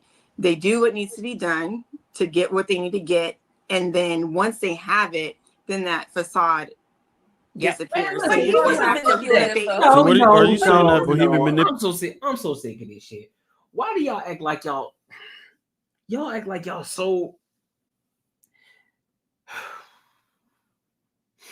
pick a struggle. Pick a struggle.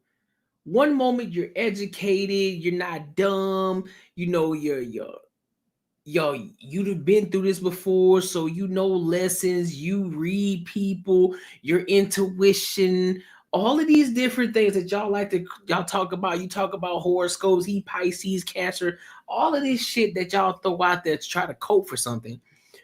But now you want to throw out there, oh well, you know how people can be manipulative and they show you one way, but then they end up being this way after they get the box. No, they always show those red flags. The red flags are always there. Where was your antennas when them niggas was stealing the shit out of my stove? Right? So where was your intuition? Where was that shit at? How come your intuition didn't feel that the shit was wrong? Nah, because he was whispering sweet nothings in your ear and you was loving that shit.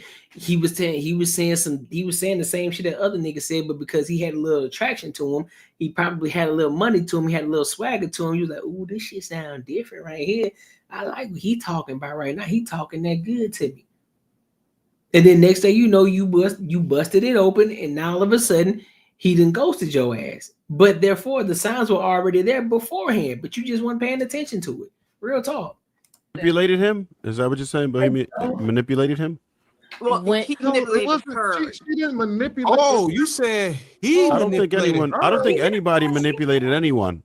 It wasn't. I don't think anyone manipulated anyone. I wouldn't call it manipulation. It wasn't a manipulation. No, I don't think that it's manipulation. I think that it's I think that it's something that a lot of people do. Many people do the things to get the person. Then once they got them, gloves off, time to be me. Cap. And so Life's better when your stuff is protected under our roof. 100% cap. Okay, so we know you're gonna watch this demo at double speed. All software engineers do. Buckle up, we're keeping it quick. Here are 5 Monday dev features to plan, track, and ship software. 100% cap. Once I got married, I didn't start. We weren't dating, and I started this teen church, and I was really involved. No, I would visit his church. I would go every once in a while. But when we got married, I joined the church, and that's when things went up for me. I did more because I was led to do more. I don't regret none of that. I love my kids. And I still keep in contact with them right now today. But I did everything that I did, I was doing more of. We waited till marriage. Yeah. We didn't live together till marriage. We did all of the things, right? I followed his leadership. And so I followed these things. He wanted to wait till marriage. He wanted to do Bible study between the both of us. He wanted all of these things. And I followed this man because I was at the time, very submissive. Very submissive. You weren't cooperative though. And then I'm saying that's what you said. hold on, follow me.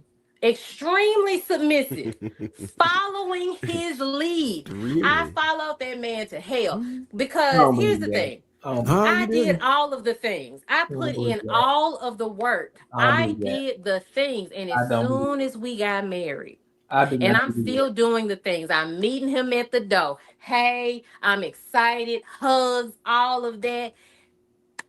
He got something special every day. He got home from work. You know what I'm saying? Like, I did these things. And at the end of that first year, and I was in the room while he was doing his artist thing, begging him to come and pay me some attention.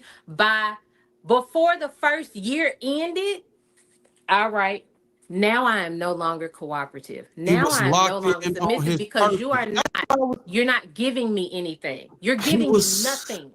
He was locked in on his purpose. He did that. He tried to do everything right according to his religion, not shack up with you, not sleep with you, not do all of that stuff. You gave him the impression that you were buying into his order because you did everything. You even aligned with the task outside of the house.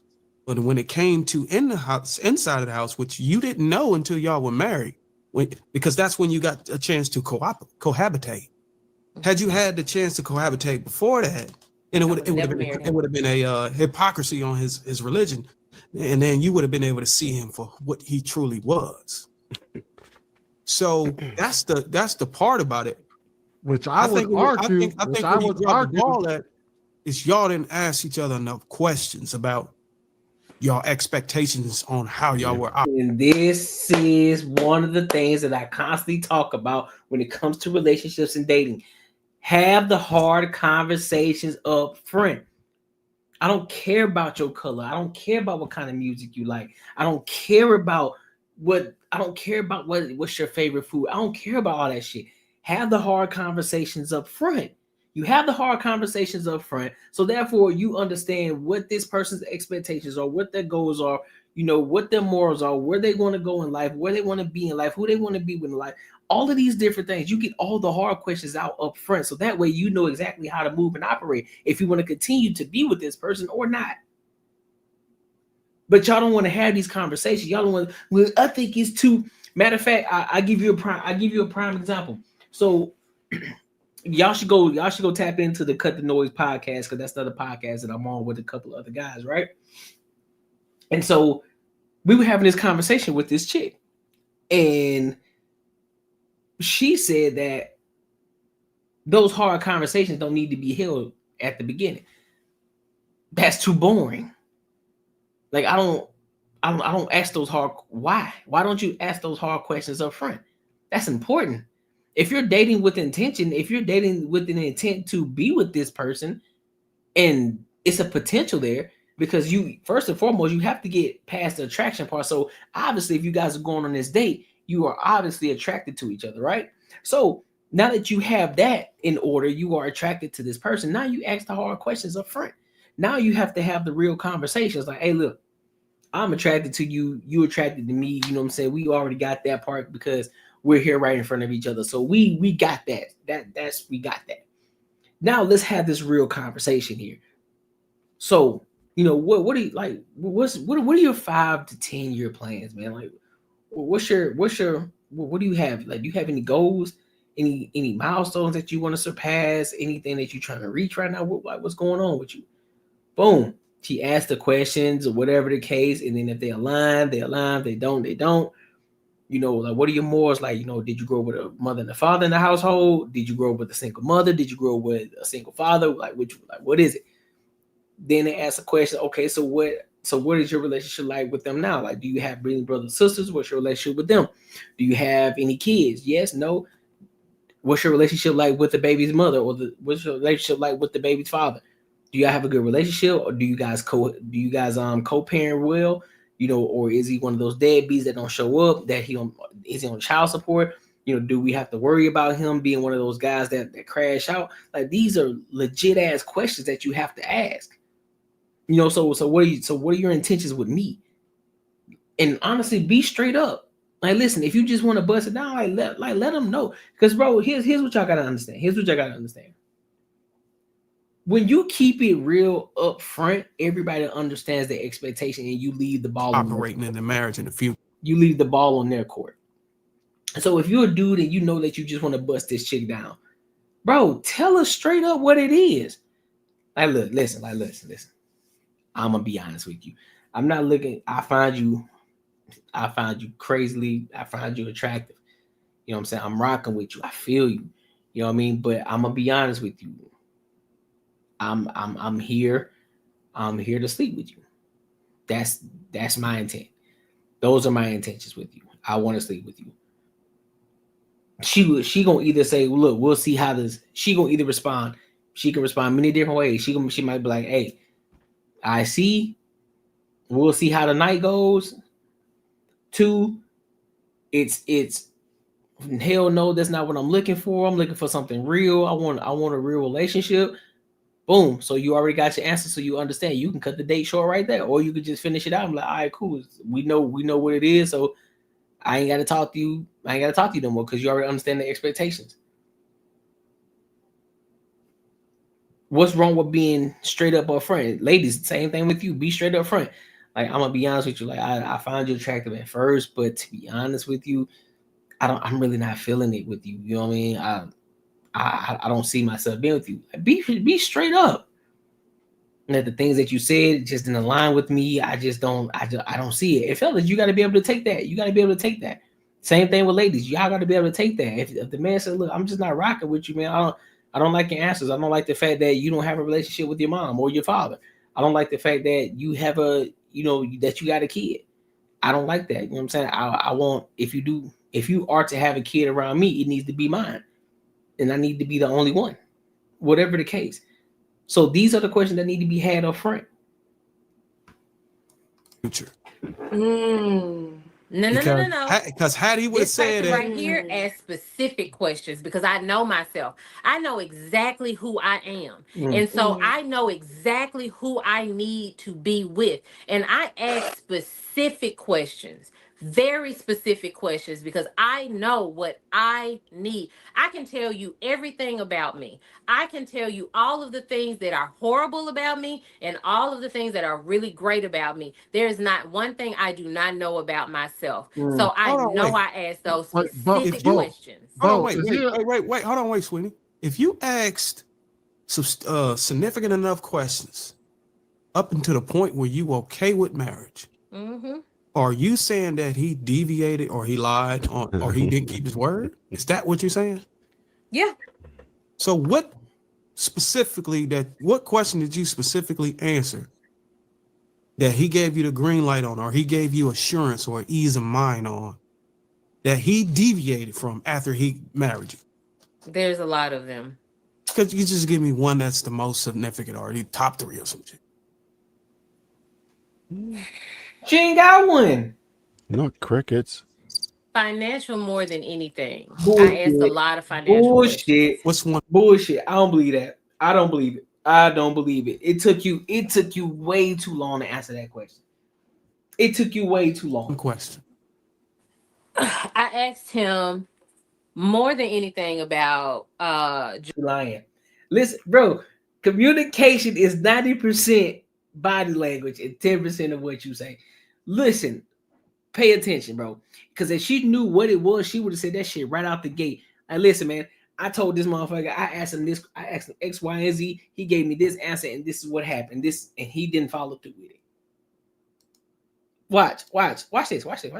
Married you. There's a lot of them. Could you just keep his word? Can we say, okay, when the nigga say, so what was it? Okay, well, I'll give you an example. I'll give you one example. Boom, X, Y, and Z. You got them lined up. When they say it's a lot of them, okay, like what? Give me an example. Give me an example of one. Just give me one. If you got to ask that, they lying already. Because it's a filter. A lot of times it's a filter to try to find out what actually is. They can think up a lie and figure out, try to hurry up and come up with a story. So that way they can make it seem as if what they're saying is valid. Fuck that. Get out of here, dog. Is that what you're saying? Yeah. Look at her. She just lying. Look at her eyes, bro. She just lied. Watch her eyes. Watch her eyes go up to the right. She lying. Watch. Up until the point where you okay with marriage. Mm-hmm. Are you saying that he deviated or he lied or he didn't keep his word? Is that what you're saying? Look, she lying. She lying. She looking up to the. She lying. Body language is 90% communication is body language. 10% of what you say. Look at it. She lying already. Now watch this. Yeah. So what question did you specifically answer that he gave you the green light on, or he gave you assurance or ease of mind on, that he deviated from after he married you? There's a lot. She looked at a lot of them. And then there's another deflection right there where she said there's a lot of them. Okay. He said, let's hear it. Let's dissect it. Let's dissect it. Pay attention. Listen to what he's asking her. Deviated from after he married you. What question did you specifically answer? What question did you specifically answer? That he gave you the green light on, or he gave you assurance or ease of mind on, that he deviated from after he married you. So basically, because he made that question a lot longer than what it needed to be. So basically, he said, what was the question that you asked him that he answered that gave you the security to say, you know what, I'm gonna rock with this dude, that he deviated from after he got married? There's a lot of them. My point exactly. She don't know nothing, because if she paid attention to the question, he asked her, what specifically did he do and that he agreed to before y'all got married? What did he agree to that made you feel secure to the point where when y'all got married, then he deviated from it? What was it? What was it specifically? He asked, what was it specifically? And she said, there's a lot of them. That's not what I asked you. I asked you something specific. You don't have anything because you're lying. Could you just give me one that's the most significant, or the top 3 or something? Now she looking up to the right and she looking up again because she lying.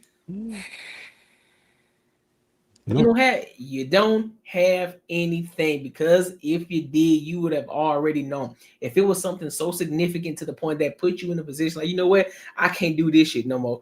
Most people who have been through a situation like this, they know exactly what it was that made them say that, hey, you know what, bro, this ain't it. Like, this ain't the one, dog. This ain't it. Nah, the shit that you did, you ain't holding up your end of the bargain. Whatever the case, it's bullshit. Crickets. Financial more than anything. I ask a lot of financial questions. What's one question? I asked him. Look, you see the uncomfortableness, start moving around and shit, trying to figure shit out.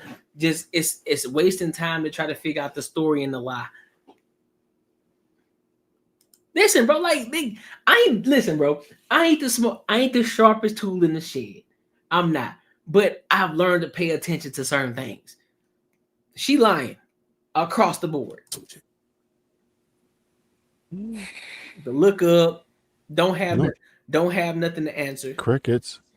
Financial more than anything. I asked financial more than anything. Okay, what specifically did you ask? Okay, sorry about that. What specifically did you ask him about finance? You didn't say, hey, what's your finances like? No, you didn't ask that. A lot of financial questions. Like what's what? One question? Like what?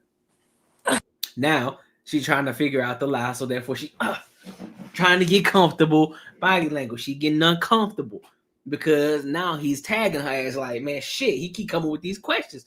I don't know, so I gotta think of something fast. I asked him more than anything about listen, bro, I'm telling y'all, bro, she lying.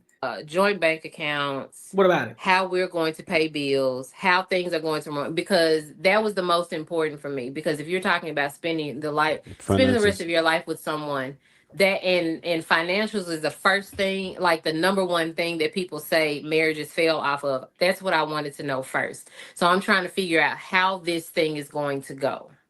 So I asked specific financial questions, bank accounts, life insurance, all of those things, the things that I just told. Those aren't specific questions. That's not a specific question. What did you ask? What did you ask? Hey, how are you with your finance? See, specific questions are like, hey, how are you with your finances? Because I want to make sure that if we do decide to get together, we are setting ourselves up and we are setting a solid foundation for the future, because I do not want to struggle. I do not want to have to struggle to pay bills. I don't want any of that to be an issue. You know, when things happen around the house or anything happens to our car, we'll be straight. We ain't got to worry about it. Do we have a savings plan? What's the savings plan? Do you have a savings plan? How are you saving your money? Do you have a 401k? Do you have an insurance? Do you have these things? Or like, what's the plan? What's the goal? How much do you take out? How much do you take out and put into that plan? You know, so to make sure that, you know, you get the most out of it. Like, that's the question. These are the questions that you ask. She ain't asked none of those questions. She lying, bro. Told you before, I'm asking specific questions. Are we doing joint bank accounts? Yes. Okay, great. No. Are we Yes, getting no. life insurance together? Yes. Cool. Who is going to pay the bills? Let's split the bills right now. Who's going to pay what? Are you going to pay all of them? Am I going to pay some of them? What are we doing? So we got that together, split that up. And almost all of that completely failed. It feels like you were or taking his didn't role. even. Okay, Like nothing happened. No joint bank accounts. I believe didn't even know how many bank accounts that man had. I don't believe it. Okay. I don't believe that. I don't believe it. I don't. I think she lying, bro. I'm being honest. I think she lying. I think she lying. So he wasn't. You found that in the discovery, though. He was dishonest. He was dishonest to you. Is that you're basically saying he was dishonest? I think that he was dishonest with himself and not me. I think that he wanted to tell me what I wanted. Bro, what are you talking about, man? I think that he thought he could deliver. I think that he thought he wanted to do that. But the thing is that he doesn't have a whole lot of follow through, or he didn't. I don't know what he does now. But then He Key is didn't right. have a whole lot of follow Then Key through. was right. He manipulated. No, I don't think that that's manipulation. What? No, manipulation. Not really. The only reason because manipulation is I think we're going too hard. I think it was poor vetting. Yeah. Right. No, because she said she asked all of the questions. Because if she said, listen, remember what Bo opened with. She said that she was extremely uncomfortable in church, and to pair yourself with a person who was hyper religious is absurd. Straight up, and on both ends. But she said she was extremely submissive. What is a woman supposed to do if we as men come on here day in, day out? But I didn't believe women that that part. they need to do I didn't the believe things that that they part. Did you don't like believe that doing. part? Bro, I didn't No. believe that part. Did That's you okay. believe I that didn't part? Marriage. Oh, so you didn't believe that? Yeah, I don't believe that, bro. She didn't ask those questions, bro. She didn't. She did not ask those questions up front. That's a lie. She did not ask those questions. My marriage. She was extremely submissive. Shit, no. My marriage taught me to stop following and to stop submitting. That is why I know I need a partnership. I can't do that. I'm not going to submit to another person's authority, I beg your because pardon? all too often that fails for me. That's for me. Whatever you all want for you is perfectly fine. But me, I need a partner. I need someone that is going to compromise, that is going to talk things out with me. Do you regret? We make these decisions together, parallel. Do you regret? I don't believe what the fuck I just heard. Shorty just said, what my marriage has taught me is that I don't need to follow nobody. I need a partner. I don't need to follow anybody. I need to be a partner. Shorty. Boy, y'all cook, bro. Y'all are cooked. Y'all are fucking cooked. If you got more women start to think like that, bro, y'all ladies, I'm sorry. Y'all are fucking cooked, dog. You're never going to get a man. And the only man you're going to get is a simp. The one that you are not gonna like, the one that you're gonna run over, he gonna let you run over him. He's a nigga that says happy wife, happy life. He's that nigga. That's gonna, hey baby, you know what I'm saying? Whatever you want. He ain't gonna tell you no. He's the guy he's the guy that if you decide to go on another podcast, you're gonna say that you don't respect him. He's gonna be that guy. Oh my God, I can't believe I just heard that. Can't believe I just heard that. That's crazy. That is wild, man. Listen, make sure y'all like, comment, and subscribe. Let me know what y'all think, bro. And hit the notification bell. Just let me, y'all let me know what y'all think about that. That's wild. That's fucking wild, man. So look, let's go over to the last topic of the night. Mr. Andrew Wilson, always on point. You know, one of the master debaters out here. He's going back and forth with this male feminist, and I don't understand. Here's my thing. You know what? I'm not gonna give it. I'll wait till after. I'll wait till after it, and I'll commentate within. You know what I'm saying? I'll pause it and play it. So let's go ahead and get to it, bro. But he's debating this male feminist right now, and they going back and forth. So let's get to it. Making emotional appeal after emotional appeal, but can't back it up with logic. In fact, he said F logic. That's where he lost the audience. He won't answer questions. Won't answer them. Dude, you know that guys are bent towards logic, so why don't you make a effing argument? The argument is a lot of red pillars are isolated, they're angry, they blame women, and they're dating less. I'm trying to help them stop doing that. And dude, nigga, you don't even know what a red pill is. Shut up. You know that guys are bent towards logic, so why don't you make a effing argument? The argument is a lot of red pillars are isolated, they're angry, they blame women, and they're dating less. I'm trying to help them stop. Those niggas are black pillars. The niggas, the extreme, the overcorrectors, the niggas who, man, fuck these bitches out here. You know, it's just the man, and I get money and all the extra overcorrecting guys. Those are the black pillars, bro. Those are the niggas. Those are the extreme guys, bro. The red pillars are the ones that step outside the matrix. They're gonna tell you what's real. They're gonna tell you the actual logic. They're gonna give you the real reasoning. You know, guys like Kevin Samuels, they're gonna tell you exactly what it is. Like, shorty, you're not a 10. You walking around here, you're 5'3", and you weigh 210 pounds, and you talking about you're a fucking 10. No, you're not. You're not a 10. And many guys, many red pillars will tell you up and down, like, listen, I ain't gonna disrespect you, but I'm gonna be honest with you. I'm gonna give you the hard truth. No, you're not a 10. You can improve. You are average, just like the next chick. You know what I'm saying? So you telling me that you look better than a 5'4" woman who weighs 120 pounds? You telling me that you're more attractive at 5'4", 210? Yeah, that's a lie. You're lying to yourself. You're not a 10. And then, mind you, that same 5'4" chick who's 120 pounds, she understands that she may not be she probably ain't even a 10, but she's far more attractive than you are because she's fit. She's smaller, she's fit. And I get it. Not all women who are skinnier are fit, but they're more attractive though, on the grand scheme of things, in the general sense. And it still doesn't mean that she's a 10. Red pill gives you the honest truth, and it doesn't. You don't fluff it. I'm not pandering to you. I'm not gonna tell you that you're gorgeous when you're not. I'm not gonna simp over the box. You know what I'm saying? I'm not gonna simp over mediocre box. You're an average chick, so I'm not putting you on a pedestal. I'm letting you know how the relationships work. I'm not gonna drop down to your feet.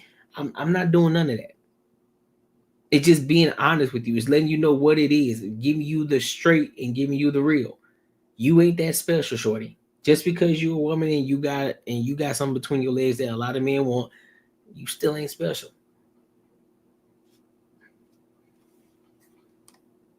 Stop doing that, and red pill content is pushing them further down the rabbit hole. Erroneous. It's not erroneous. It's literally factual. Just so you know, that's still not actually an argument. That's just a statement. Well, it's a true statement. No, it's not. Well, but it doesn't tell us anything.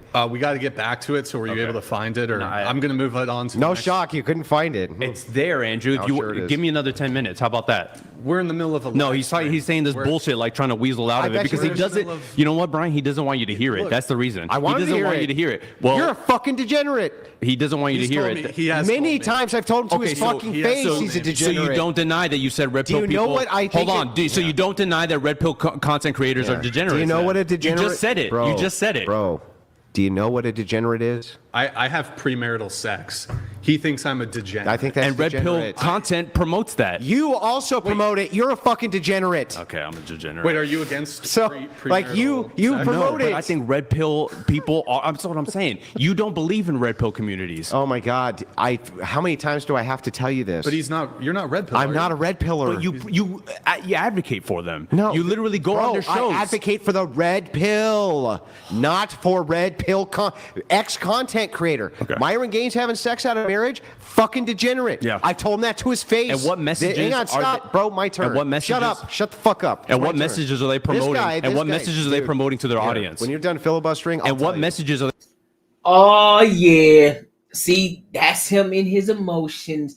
Mr. Man, when they don't have an argument, they start to overtalk you. And like Andrew Wilson said, they start to filibuster. They keep going, they aren't listening. He didn't even hear what he said. He said, well, you're advocating for the red pillers. No, I'm not. I don't advocate for the red pillers, but I advocate for the red pill, which is what I just told you, which is a basis of what I just told y'all. It's giving you the actual truth. It's giving you the actual truth. It's stepping outside of that the matrix and knowing what's real. It's taking the veil off from your fucking eyes. The shit they used to tell you, oh, it's happy wife, happy life. Nope, we don't move like that around here. It's happy house, happy spouse. That's what it's about. It ain't about just the woman. It's about the man too. There's a hierarchy in a relationship, whether you like it, whether you like to hear the shit or not. There's a hierarchy. Are they promoting to their audience? Wait. Okay. What message? Go ahead, Andrew. Yeah. So here, just so you know, are you gonna insult I've me? called most of these guys. Hey. Okay, most of these guys, but especially fucking progressives like you degenerates, because all of you who promote sex outside of marriage are fucking degenerates from my view. Have you ever had sex out of marriage? Do you understand Did you that? have sex out of marriage? Oh, so you're a degenerate? I was. Okay. Good for you. You saved yourself. Yeah. Were you? Look at him. He's so emotional. Look at his shirt. Woman on man. Look at his shirt. He's such a feminist. He probably get bent over backwards. He probably like that thing from the backside. Look at him, bro. Look at him. His wife tell him what to do. He's a yes, babe. Whatever you say. Happy wife, happy life. I do what my wife tells me to do. If my wife needs me to bend it over, then I'll bend it over for her. Because I love my wife, and that's what real men do. He's one of them types. You can tell. Look at him. Look at his shirt. Look at him. Look how he's drinking the water. This soft. Did you have something else there to go with, like, your little? Did you own me? Yeah, you feel like you own. Look at his mannerisms. Look at the mannerisms, bro. Like, listen. I'm gonna keep playing the video, bro. Own me on that one? A little bit. New prompts here, guys. You feel like you got me on that? Yeah. It was Andrew Wilson completely consistent again. So, okay, in your TikTok bio, or this might be on your Instagram, you say masculinity, dating, and what women actually want, unfiltered. Right. What do women actually want? I don't have a prescription for what women want. I ask them what they want, and they tell me. That's all. And I share that information. That's it. I don't tell them anything. I don't prescribe anything. Well, okay, I'm not going to. Let's go over some of the other prompts then. You have men. Healthy masculinity is expansive, not rigid. Can you just define what you mean by that, I guess? Where is that? Where did I say that? It was in one of the, you said positive claims I would make in the debate. Healthy masculinity is expansive, not rigid. What do you mean by that? Yeah, I just don't, subscribe to the idea that there's only one way to be considered quote unquote masculine. So like traditional gender roles, you would say? Traditional gender roles, you can be masculine in traditional gender role, but I think if you're not, that doesn't necessarily mean you're less masculine. For example, if your wife makes more money than you, I don't think that makes you less masculine. Okay. Andrew, the positive claim he makes is healthy masculinity is expansive, not rigid. Is that something you want to bite on? Yeah, but we'd have to get into semantics. I don't want to get into semantics. Why do I sabotage everything that I truly like want? guys like It's that, all due to something called law of sustainment. Inside that I can't. I'm sorry, bro. I don't like men like that. I don't want to get in semantics. Man the fuck up. Have the conversation. You came on the show to have a debate. Have the fucking debate. Have the conversation. Talk about it. You want to stand 10 toes on your feminist beliefs? Stand on it. Have the conversation with the guy. Stop acting like a hoe. Real talk. Get a position. No, because for the sake of the conversation, will you get into semantics? I hear what you're saying, but do me a solid. But I get it. Ain't no do me a solid, man. Listen, bro, if you're gonna be on the platform, have the fucking conversation. That's why you're here. That's why we brought you on, to have the fucking conversation. Fuck your feelings, get out of your emotions, have fucking conversations. Be a fucking man, dog. My homie. We're homies. We're homies. But what I'm saying is, Andrew does these tactics, man. It's not about but he's doing bad faith arguments, Brian. I appreciate it, but he's doing bad faith arguments. He's doing bad faith arguments. I haven't even made an argument. But you will. I know you. So I'm gonna make. You're mad because I'm. You're gonna make a bad faith argument. Stop me from preemptively making an argument. Okay, let's get into it. Okay, great. Let's do semantics. So Did you like the lemonade, by the way? I just want to know what you mean by masculinity. What does that mean to you? I don't have a solid definition. My general definition of masculinity, and it's very loose, is basically men doing the right thing because it's the right thing. And it's not the best definition because I don't think masculinity can be so defined. What? That's my definition. Men doing the right thing because it's the right thing. Correct. What's the right thing? Circular fucking answer. Protecting people, being good to people. That's what. Give a fucking circular answer.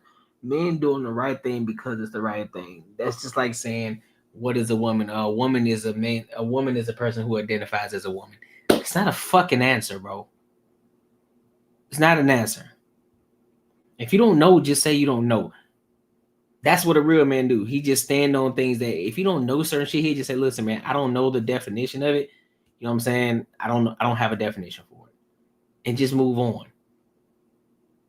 Well, I use it loosely because, I don't think that there's a, the actual definition. There's an actual definition for what the fucking word means, bro. Matter of fact, let me help y'all out. Let me help everybody out. For those people, for some of the people who are a little bit too lazy.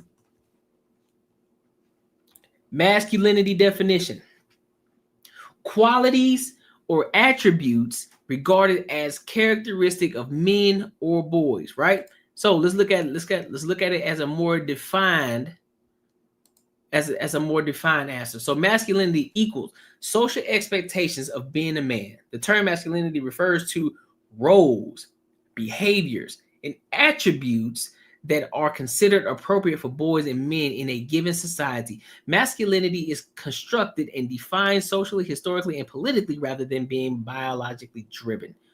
Interesting, right? So what are 4 types of masculinity? I'm going down the whole rabbit. So let's look at, here we go. They're going into this. All right, so here's the actual definition, because I don't know what the hell that was. That was somebody else. Goofy ass. So masculinity, also called manhood or manliness, is a set of attributes and behaviors and roles generally associated with men and or boys. Now, what is that defined as? What are the characteristics? Let's dive into that, because I want to make sure we get it. I want to make sure that we all understand and know the answer. All right, let's go. Let me type in a better answer for that. Let's go here.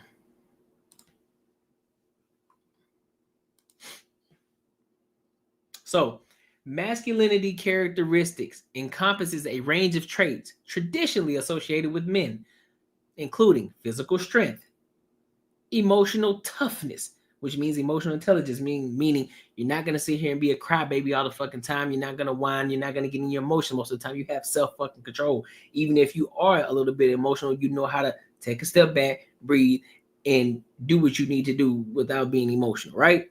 Boom. And independence. Independence is also a form of masculinity. Being able to do things without people, without having to be on your mother's tit. However, it's crucial to acknowledge that masculinity is a social construct with diverse interpretations and evolving norms, which I disagree with. Modern perspectives emphasize the importance of emotional intelligence, which I just said, vulnerability, bullshit, that's some feminist nonsense, and healthy relationships alongside traditional ideals. So, to back down to it, traditional hegemonic masculinity, physical strength and stamina, often associated with the ability to protect and provide as well as engage in physical activities. Typically, you're men. Independence and self-reliance, meaning being a person that's being able to be self-sufficient, being able to be resourceful to get things done, to make shit happen. So meaning in the definition, valuing autonomy, making decisions and not relying on others. Emotional control, often interpreted as suppressing or hiding emotions, particularly vulnerability. No, that's not exactly what that means. That means being able to understand your emotions and understand that you feel some type of way, but still being able to carry through what you need to carry through because you have bigger duties than sit here and focus on what your emotions are.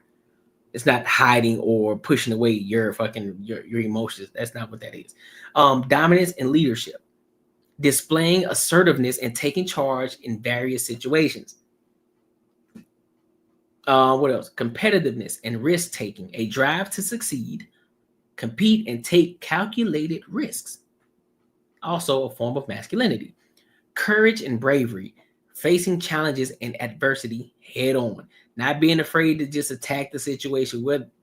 No matter if you're gonna lose, whatever the case, you still gonna face that bitch head on. Provider and protector, taking on the role of financially supporting and safeguarding family and loved ones. So those are your traits of what masculinity is. You're welcome.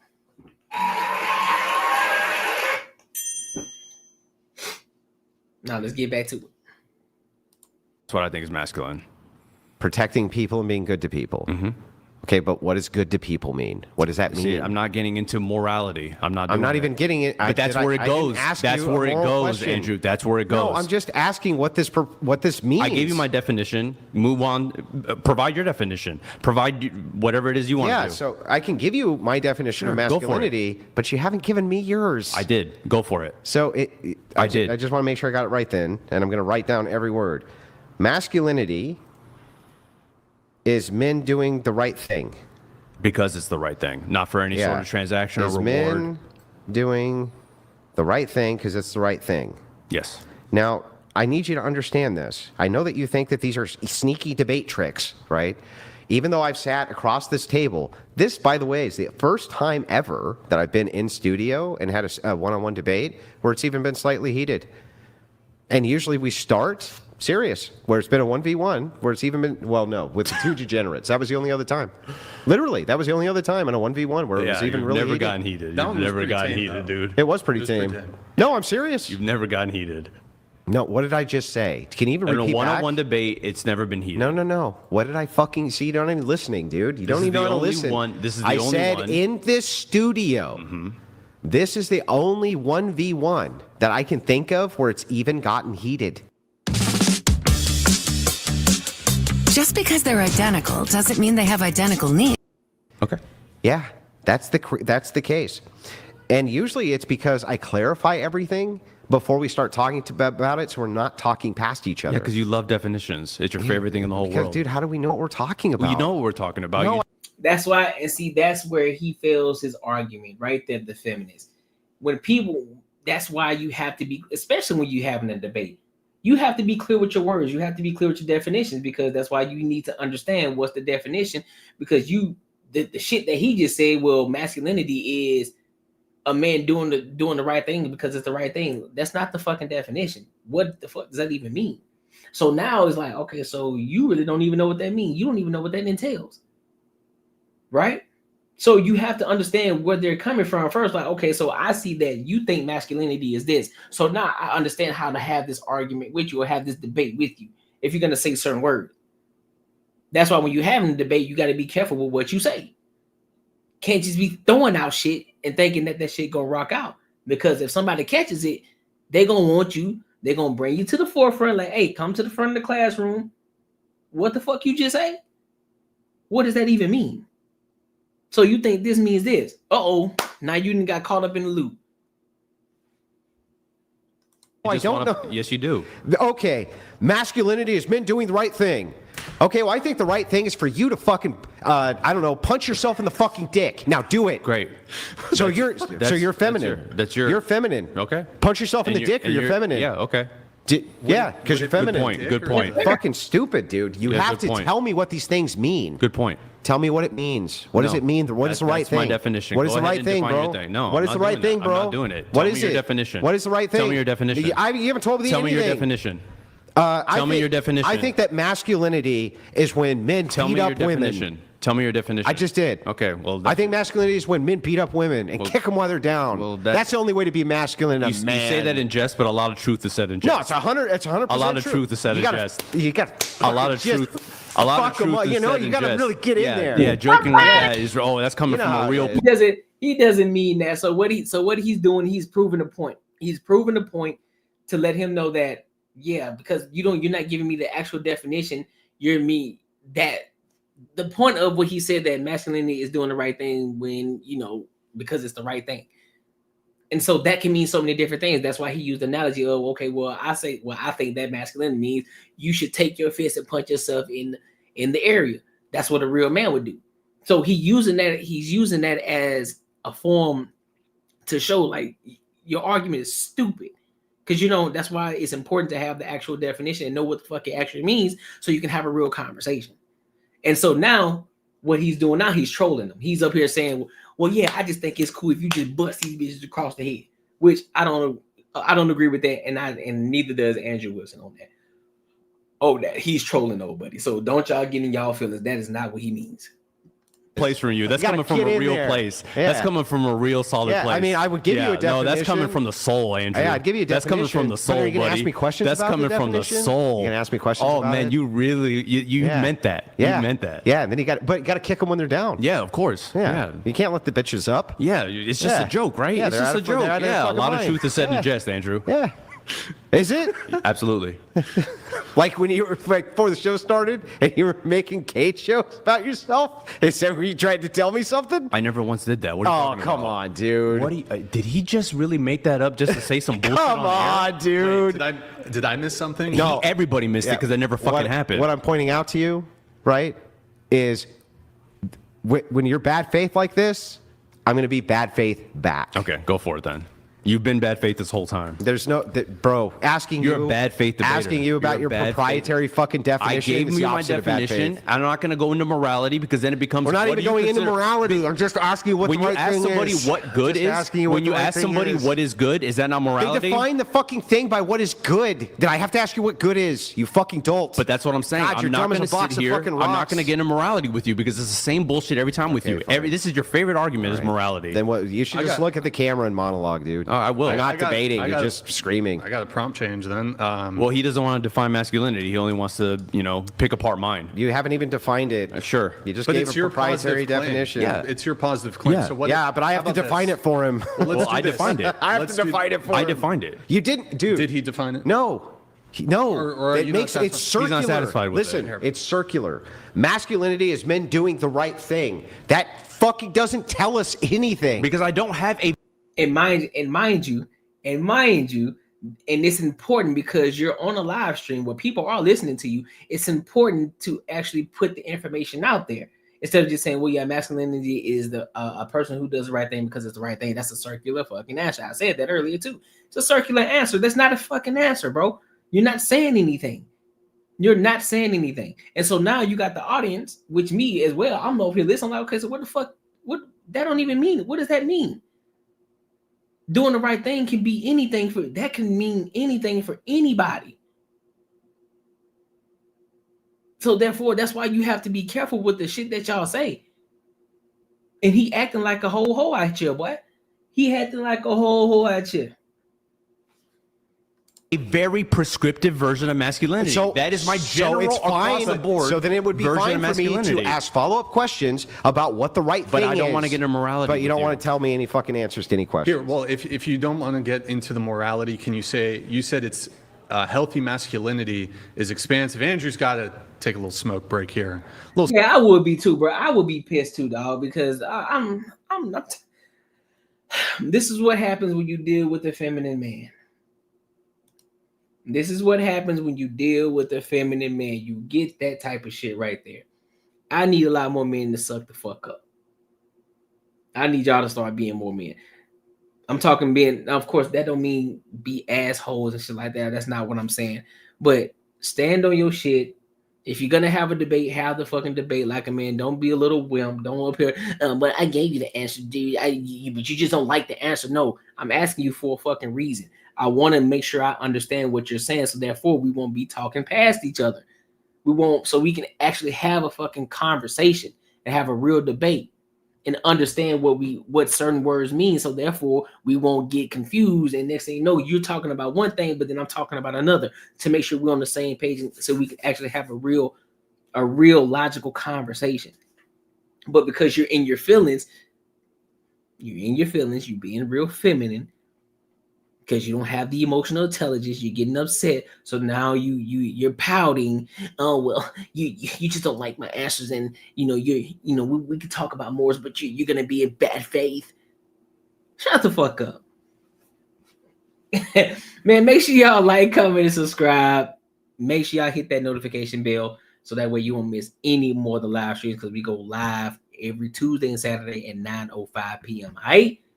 So listen, y'all. This was dope. And look, let me know what y'all think about this too. Did I go a little too crazy? I probably did, but it is what it is. That's what we do on this show. We're going to talk our talk regardless, right? We're going to talk our talk, whether you like it or not. And this ain't an echo chamber. If you disagree with me, hey, it is what it is. I respect your opinion. I'm still going to stand on mine, though. And you're welcome to challenge my opinion, just as I'm going to challenge your opinion. If I don't agree with it, I'm going to challenge it. But again, this isn't an echo chamber. So with that being said, man, look, I appreciate y'all. Thank y'all. Make sure y'all lock in with your boy. We on the road to 1K subscribers. We got to get this thing monetized. We're trying to get it monetized before July. So I need y'all to ramp this shit the fuck up. All right? Y'all hear me? So until next time, I'll holler, man.